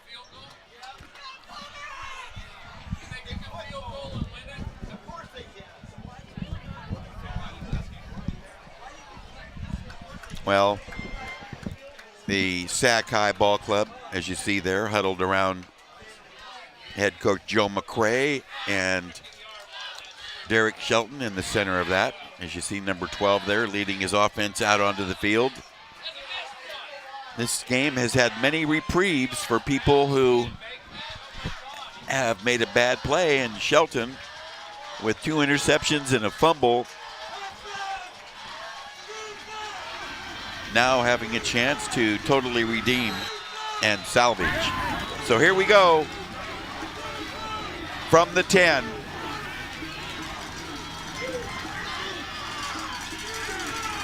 Out of the gun, Shelton looks right all the way, rolls, fires, bobbled away, incomplete. Woo-wee. Well, they were trying to go for Bradley out there. And let's take another look at that. You see Shelton back to pass, going to the corner, hard to Bradley, and had a part of it, and it broken up. Oh, it was Drayton, actually. Yes, 15, and Leilani got a piece of the ball. So they went to Drayton on the play, but Bradley, another Sac receiver, right within arm's reach. Here we go, 2nd down, lock and load. Low snap, he works right again. Chase throws, overthrown.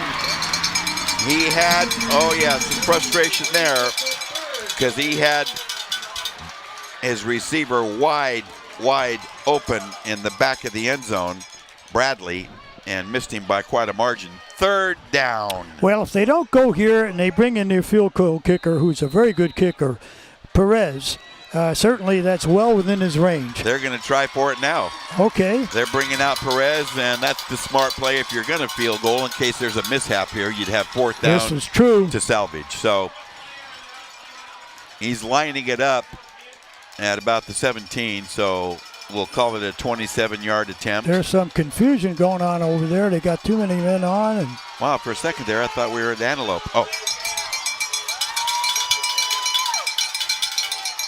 Too much time, 5 minutes. 5 yards. Yep. Penalty flies, delay of game, easy call. And there you see that Sac sideline. Bradley still upset that Shelton couldn't hit him in the end zone for a game winner. But that won't help the Dragons any. So they move him back. And they're going to spot him up at the 22. We'll call it a 32-yarder. Here's the game. Timeout as Ray Pulley, with arms waving, designates a Del Campo timeout. So they're trying to put him in the deep freeze. Well, they certainly are. On a chilly night here in Fair Oaks. Yeah, let them think about it. Mike Domino right there rallying his defensive unit. And all he needs is another couple of stops here, but nothing's guaranteed in this game. Well, no, we've seen it all tonight. Yeah, we have seen it all. I don't think I'll ever see another play like that. Yeah. That punt. Yeah. I don't know if I want to. The non-punt. But certainly, well, that decision was made, and unfortunately, the young man probably was told to go down in that end zone and run out the clock, run some time off and take a knee if necessary. Well, there you saw the respective opposing coaches, the coaching counterparts. First, Joe McCray, and there's Mike Domino, and here's Perez, ready to try a 32-yarder after the delay of game 5-yard penalty, and another flag flies. Well, I guess it could be said they have that 12?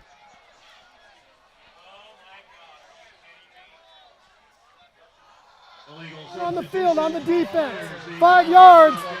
One. Oh, no, they gave him back the 5 yards on an illegal substitution. Jim, I think I need some tonic. Wow.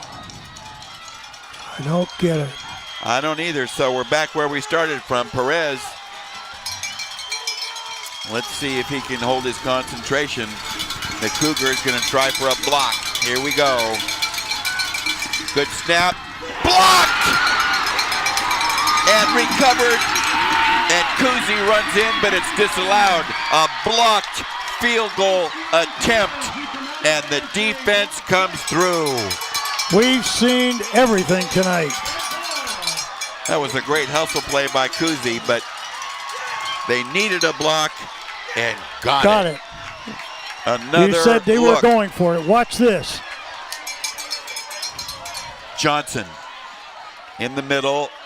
Wow, it was from the Yeah, outside. outside, right. It was from the outside. It looked like Hunter, but I can't tell you. I wouldn't be surprised if it was Hunter, but this'll tell us probably. Shelton holding, Perez kicking, high snap, got it down. Hunter's there, and the one that cut across I didn't see, but Hunter was right there. And we continue to have a wild conclusion to this ball game that has yet to come. A reprieve for the Cougars after they virtually handed a tying touchdown with less than 20 seconds left. Let's look at that block again.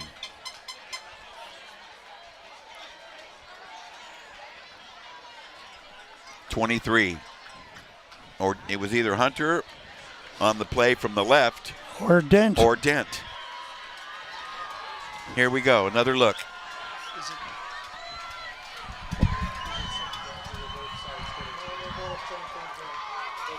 Hunter got it. Hunter got the block. And we start anew. Let's re-rack and go again. Ooh, Daddy. Take me to the hospital. 28-28 as this ball game has turned into the twilight zone. Now Sacramento, now they flip-flop it. So Del Campo will have the ball last. Now this is what you were going for initially. Let's see what happens. They throw on the slant. Touchdown Dragons. Bradley doing a victory lap prematurely, and I don't know about this. Throw the flag. What are they doing?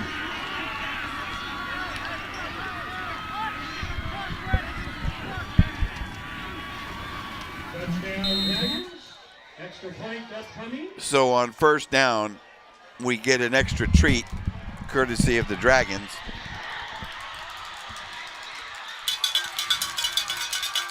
(34-28) Sac. Del Campo's opportunity upcoming. Well, this is just about the spot where that field goal attempt was blocked.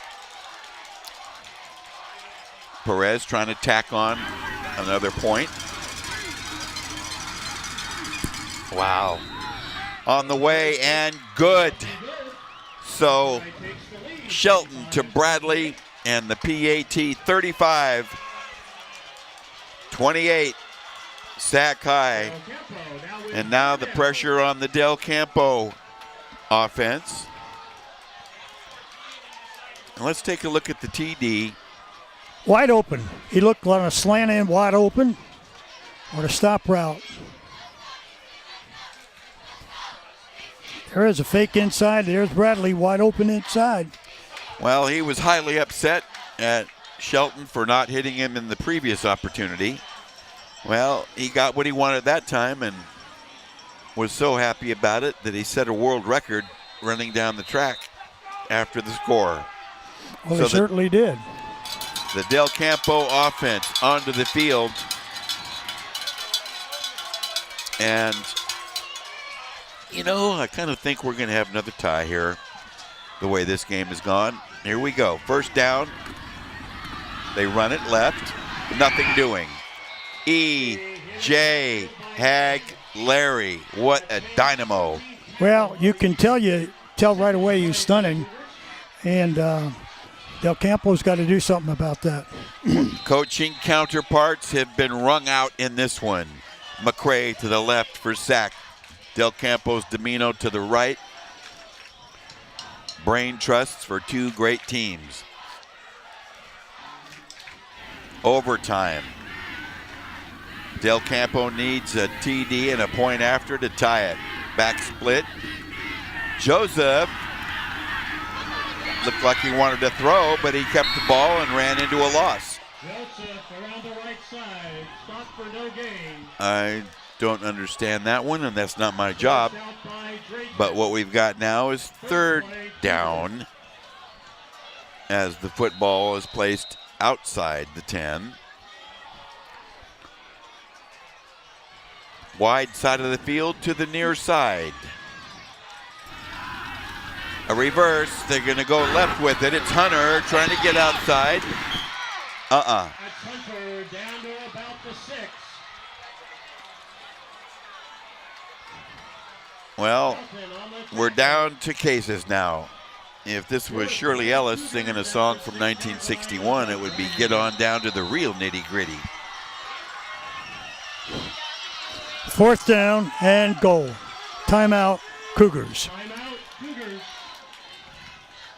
Well, what you going to call, Coach? Well, obviously you got to call a pass play. And once again, they've got to possibly run a pick play. They're not going to run a screen down here. You need an 8-yard play. Looks like a little less than 8. So you can run that double pick on the wide side. Okay, or you can put your best receiver on the short side and try to go one-on-one with your best receiver. And that would be Hunter protecting the ball, throwing short to the short side of the field.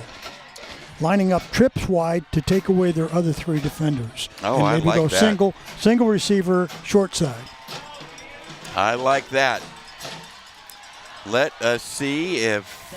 No, looks like got 2 receivers out here. And they have... Okay, hold on to yourselves. Here we go. Whistles are going to halt this play for the moment. And a probable timeout. And Sac takes a timeout. So the chess pieces are moving back and forth.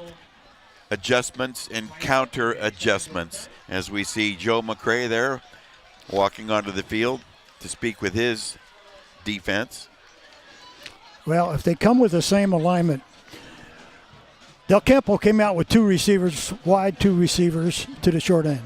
And it looks to me like if they roll wide now and go to Hunter, he can get to the corner. He's lined up at a tight end position now Let's see how McCray defends it if, in fact, Del Campo comes out with the same formation. Now, he wisely used the timeout to reset his defense. Now, once again, Coach Domino has seen what kind of defense they put up against it. Is he going to change the formation? Let's see it.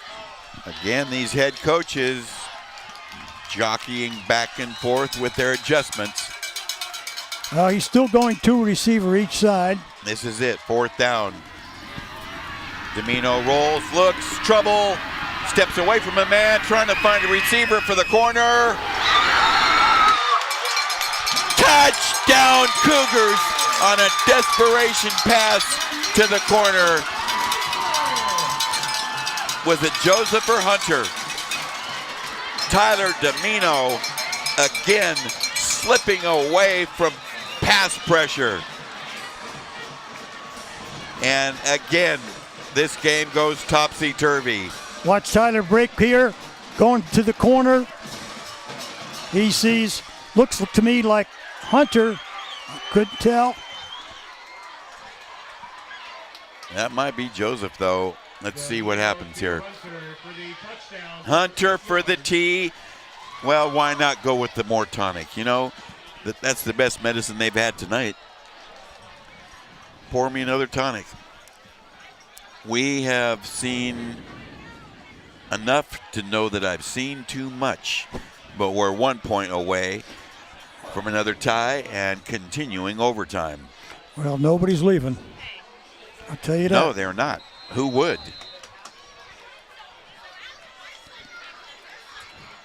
(34-35). Cougars down 1. Onto the field to try to tie it.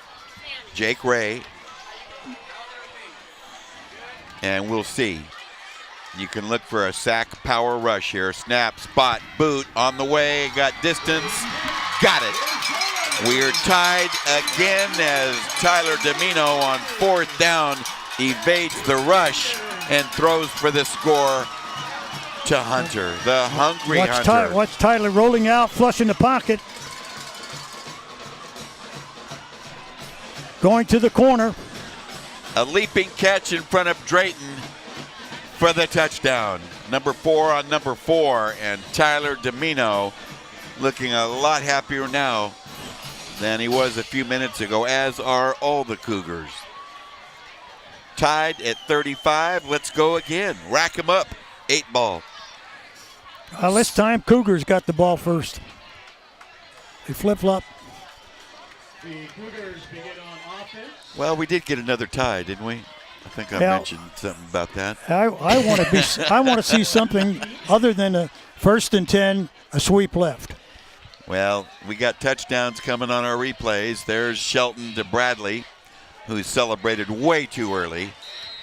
And now Tyler Domino escaped the rush, buy some time. They're running unbalanced right. Flags fly on the handoff to Del Cabral. Campo's moving.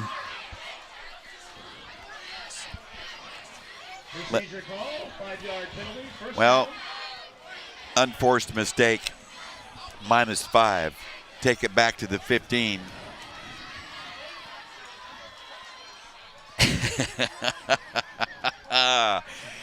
Oh boy, you know, I think I did see a couple people in the stadium that reached a breaking point, and who wouldn't with this drama? We built this up all week and didn't exaggerate a bit. Into our good friend Dave Larson, we send out a big shout here in triple overtime. Hope you're enjoying the fray. 1st and 15, draw play. Markey slams inside the 10, nearly to the 5. Okay, so standout offensive tackle Jordan Ford punched a hole. Well, once again, they've been great all night. Ford, N.A., Rea, Jimenez, Gilmore, company. Up to the line on 2nd down. A penalty marker flies as Cabral is flattened. That's Cabral with a flag on the play from the side judge. Well, I suppose it's pressure. Procedure, another unforced mistake, another -5. Now back to the 11 about. Still remains second down. The formation on the offense. 5-yard penalty. Still second down. Ray Pulley doing a heck of a job working overtime. Here we go. Up to the line of scrimmage as you see Cabral get smacked. Motion by Markey. Domino rolls, chased, slips away, sidesteps a man, throws for the end zone. Wow! Touchdown Cougars. 41-35 Del Campo. And again, Tyler Domino rising to the occasion.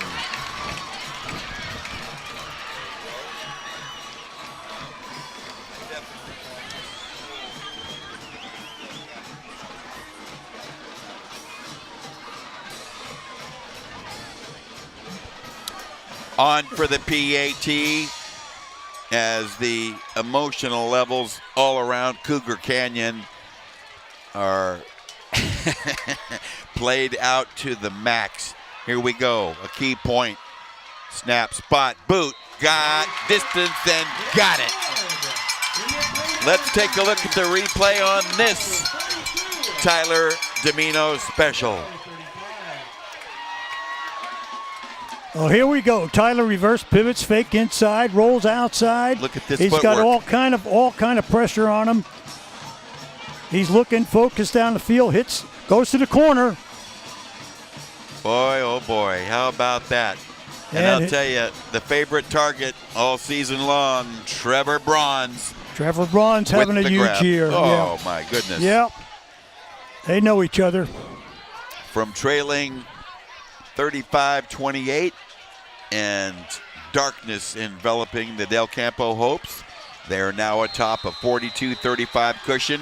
Pressure back on Shelton and the Dragons. What a ball game. All right, from the gun, Shelton looks left all the way, a long lob, going for Tanner. Incomplete. He must have been juggling it. I didn't see it, but incomplete. Second down and goal. Wow. The last 40 minutes has been nothing but heart-stopping plays. And the ultimate best in high school playoff football. Let's look at here. Watch this, Shelton going deep to the corner here. Watch this play. A little push off in there. Not quite control when he was in bounds. Yep. He definitely was out of bounds. That's the call. Not a hard call at all. Okay, on second down. From the gun, Shelton rushed hard, throws to the right sideline, broken up. Well. Hunter put a hand in his face with tremendous pressure by Shawn Hunter. Now that was the superior play by Amir Williams, who was victimized at the end of the first half. Here's the breakup. Amir Williams with a great save. Cutting in front of Drayton for the breakup now. Third down for the Dragons.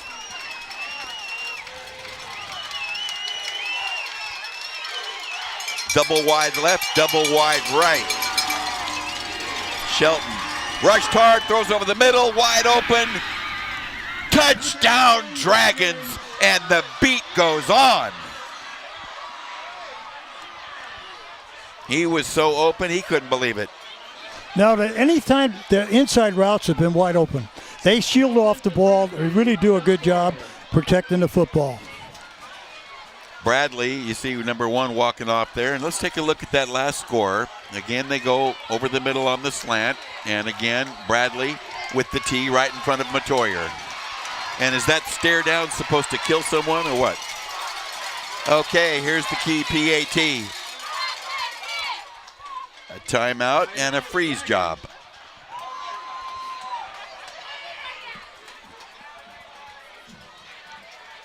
Well, I guess it's safe to say this game has had virtually everything.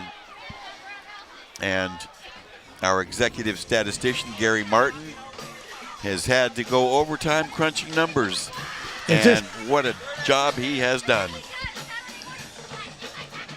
This is the end of the third overtime, isn't it? Or is it the fourth? Yeah, it might be. I lose count. Yeah, I think we're going to the fourth. See, he has to extend this out to account for the... You should see Gary's score sheet, fans. The ultimate statistician is doing some counter adjustments of his own. 42-41, Del Campo by 1, but Sac on the verge of trying to tie this thing up as Perez steps off his kicking space, and here we go.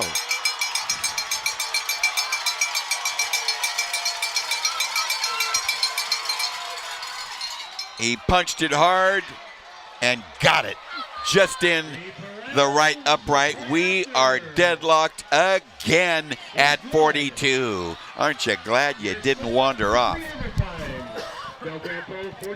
Another brief timeout here as both teams regroup, and certainly besides physical exhaustion, the emotional fatigue is racking everybody. And that includes Ray Pulley and his outstanding NCOA officiating crew. There you see Joe McCray, head coach of the Dragons, and his staff. And well, now it's reversed. Del Campo will have the football, and they can go to that inside route. I mean, they've scored all evening long on slanting routes to the inside. And if they don't press that receiver early and take away the inside on him, they'll continue to do it. They've got to take the inside away. Force him to the corner with a harder throw. Okay, defensive backfield coach perhaps needs a reminder. Here's the fourth overtime of the evening. In case you've just joined us, in what was a pretty stable game, it's just exploded into the craziness of quadruple overtime. Boom! They tried to fool Del Campo, and some awesome running there through a host of tacklers gets him about halfway to the goal line. Kuzi was just tremendous on that. Well, he sure did, and I'll tell you what, he carried some people with him.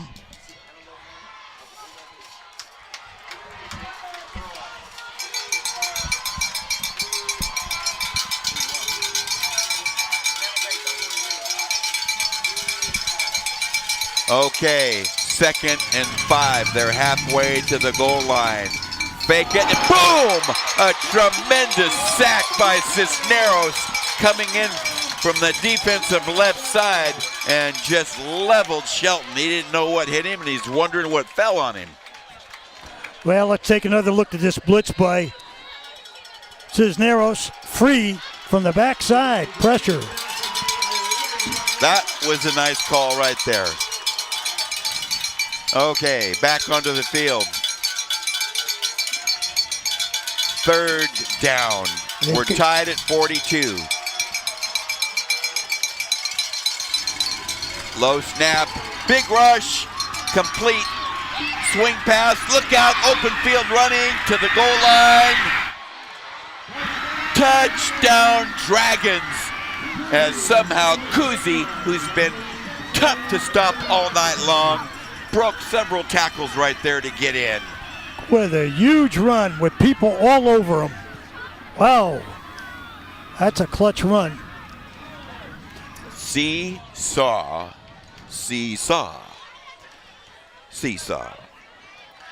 Lead changes coming hot off the griddle in a ball game that was pretty stable up through 28-28. It's just exploded here in the quadruple overtime.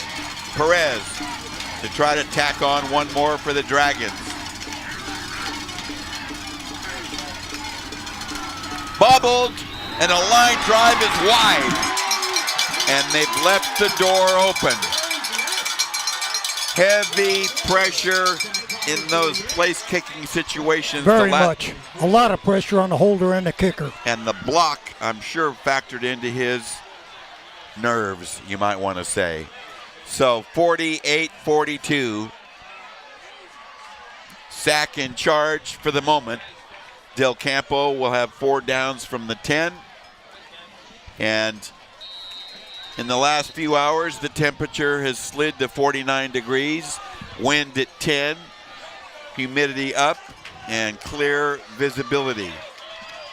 Okay, Bronze to the right, Joseph to the left. Tight end is Hunter on the left side stack. Single back, now Hunter shifts. Under center, Domino. Turn and give, straight ahead Markey for a couple of tough yards, maybe 3. Markey inside handoff. So that does keep the defense honest. Well, it does. And I think right now they'll protect their perimeter. It's going to be very difficult to run Cabral wide. I think they've got to stay inside now with they're bringing an extra blocker, and then it Cisneros in. So they'll look like they'll go to double tight with Cisneros at tight end and Hunter. Let's see if they have that. Joseph to the left, everyone packed in tight. They run left. Cabral getting outside to the corner. Touchdown Cougars as Cabral sweeps left side for 7 and a score. And the jeopardy of the missed PAT now in capital letters. Okay, Jake Ray, 73. Here you see an excited Greg Cabral up along that DC sideline. And here's a replay of the sweeping touchdown. Watch Cabral going off tackle, bounces it outside, uses blockers and gets into the corner. Okay, timeout taken. Shaq. You know, I wonder how many of these people right now, Coach, would say that they're having a good time. We got about and the 5,000 nervous breakdowns the winners will have an extra good time. Well, let's see what happens. The entire burden of this game falling upon the shoulders of Jake Ray, trying to punch in a routine PAT that's not routine under these conditions. Some fans don't even want to look. Ready, set, go. Spotted, booted, on the way. Got it! And the Del Campo Cougars swarm the field in jubilation as DC wins it 49-48 over a Sac-High team that is now crushed with emotion after they played such a great game. Look at that fallout and look at the jubilation on the other end. Great game. The thrill of victory on one side, the agony of defeat. In one of those cliche statements, too bad somebody had to lose this one. What this is good as it gets, Will. Is this high school football at its best? This is the best one we've seen, Coach. I mean, Gary Martin so eloquently stated that we were on our 20th year of the Game of the Week on Access Sacramento. And in the 20 years we've worked this game, I do not believe we've seen a better one than this. Oh, my goodness. Yes. Woo-wee. The Del Campo Cougars come off the deck 3 times and force the issue, and it comes down to a block PAT and then some clutch generated by Tyler Domino with his great offense rising to the occasion. We're going to come right back after a short break and continue with our commentary. And of course, as you know, we'll always be interviewing our players of the game in our postgame. Stay with us.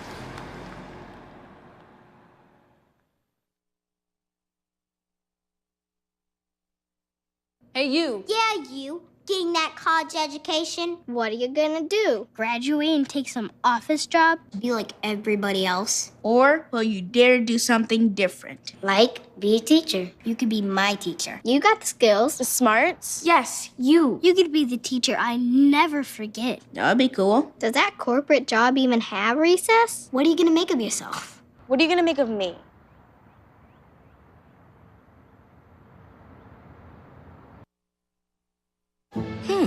Maybe you can make retirement happen. After all, you made this vacation happen. Double points with every purchase? Cleverly merging promotions. Love it. Cross-referencing travel sites. And booking all your flights with those... Vouchers. I got us bumped. They were like, oh. But now they're like... Aloha. You aced this vacation. Now get the tips you need to get on track at aceyourretirement.org.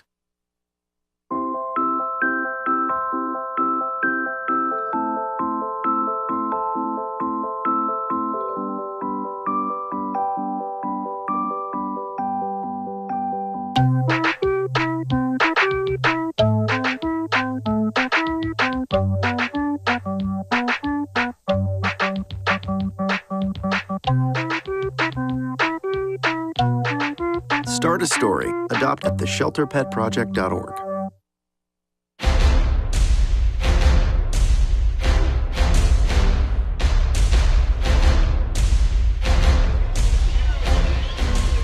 The verdict is in, and this decision is final tonight in Fair Oaks, where the host Del Campo Cougars, the 4th seed in the Division II quarterfinal round playoffs, in what was beyond a thriller, stops Sac High in quadruple overtime by a final count of 49-48 in a gut-wrenching, emotionally charged battle of attrition that showed us just about everything that can be done on a football field. And the Imperator has seen a lot of games in his time, overall his coaching and announcing, and this one has to be rated among the craziest, wildest, and certainly the most exciting you've seen. Without a doubt. Without a doubt. I thought, I've seen many, and I thought my 84 team winning in a sudden death game versus Oakdale down there at El Camino Stadium was the greatest, but I have to rank this as one of the all-time greatest. And to think what happened at the end of the football game with, 20 seconds on the clock, we saw a very unusual thing happen. Will, tell us about it.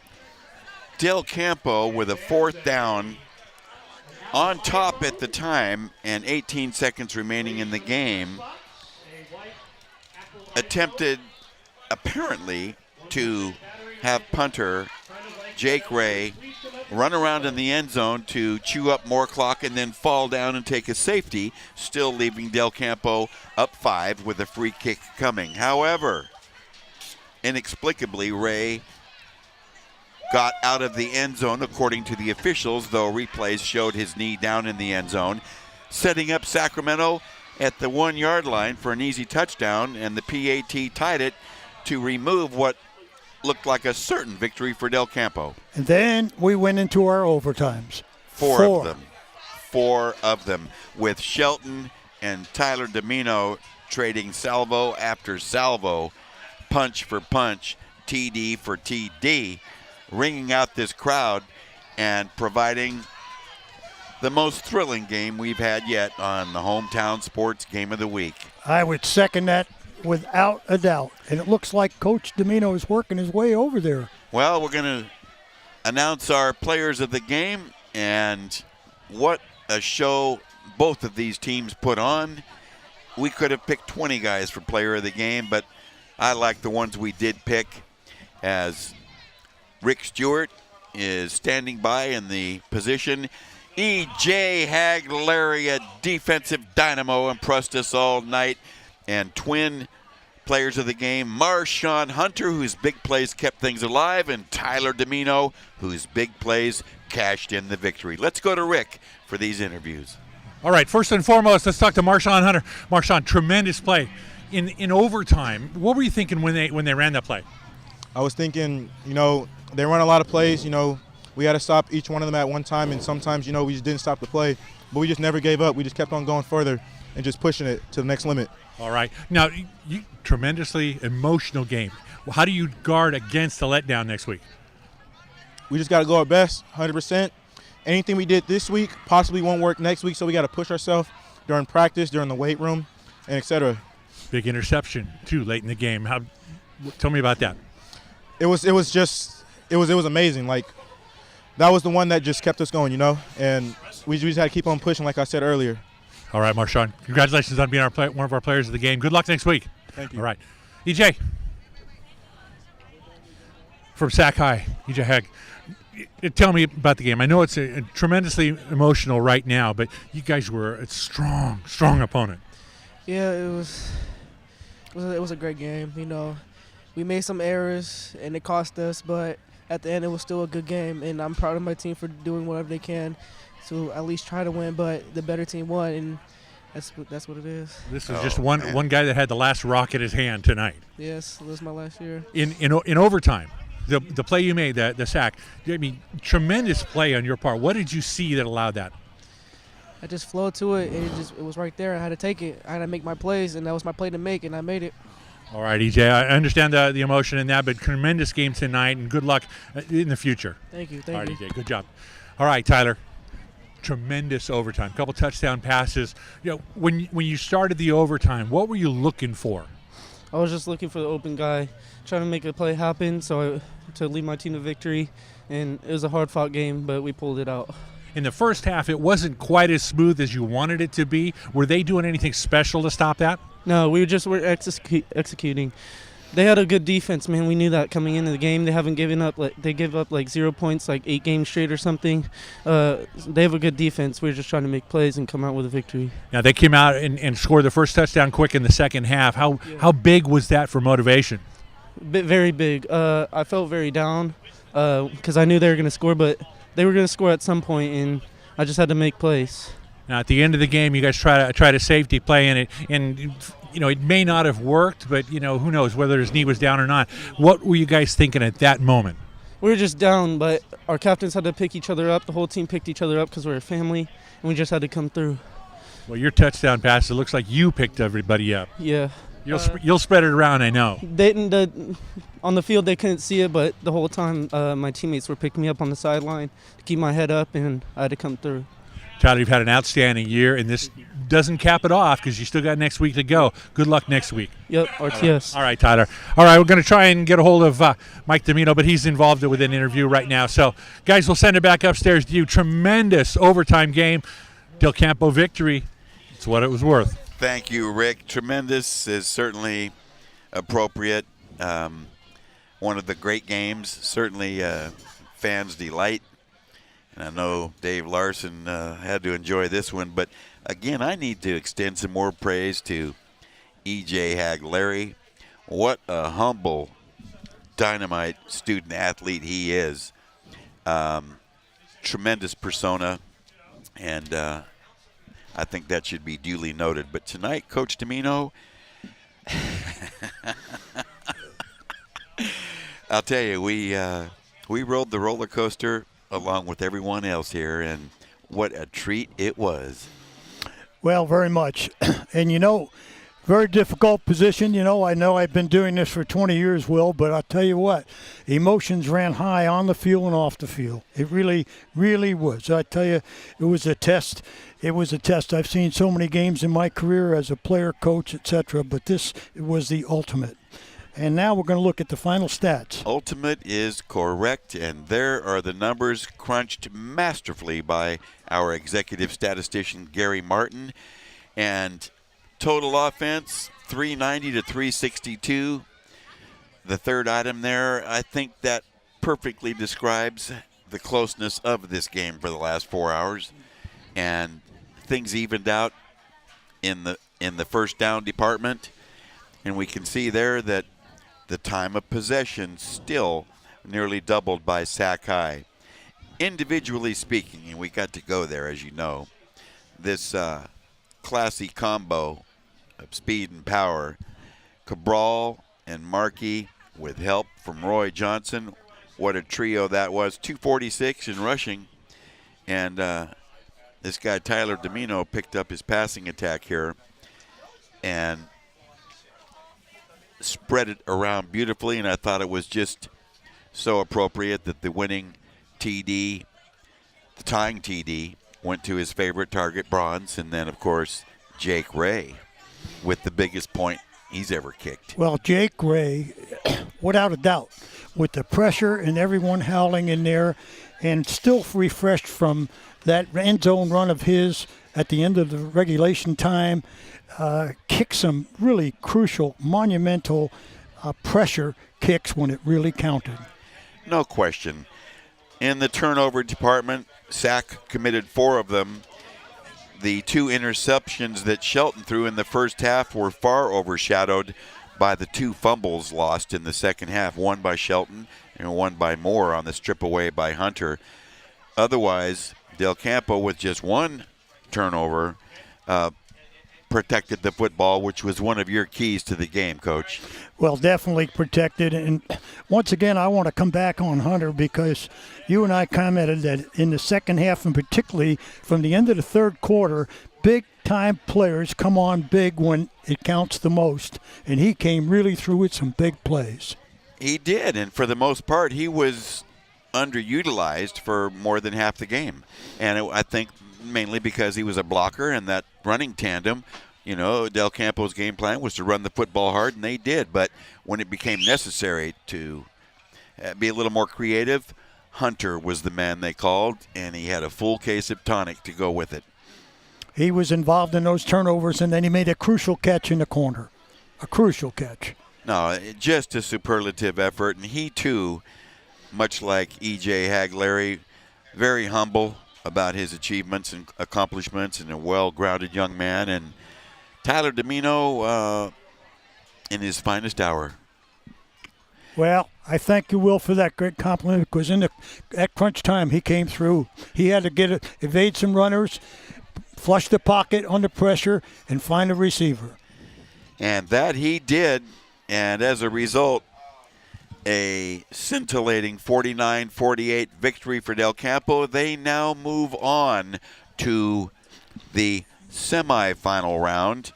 Yeah, they're heading up. Apparently, Granite Bay was out in front of Antelope, so they will be heading up the hill to Granite Bay. I did get a final on that, and it was a complete whitewashing, shellacking. I think it was like 35-0, and I understand that there was an altercation near the end of that game. So Granite Bay will be hosting Del Campo.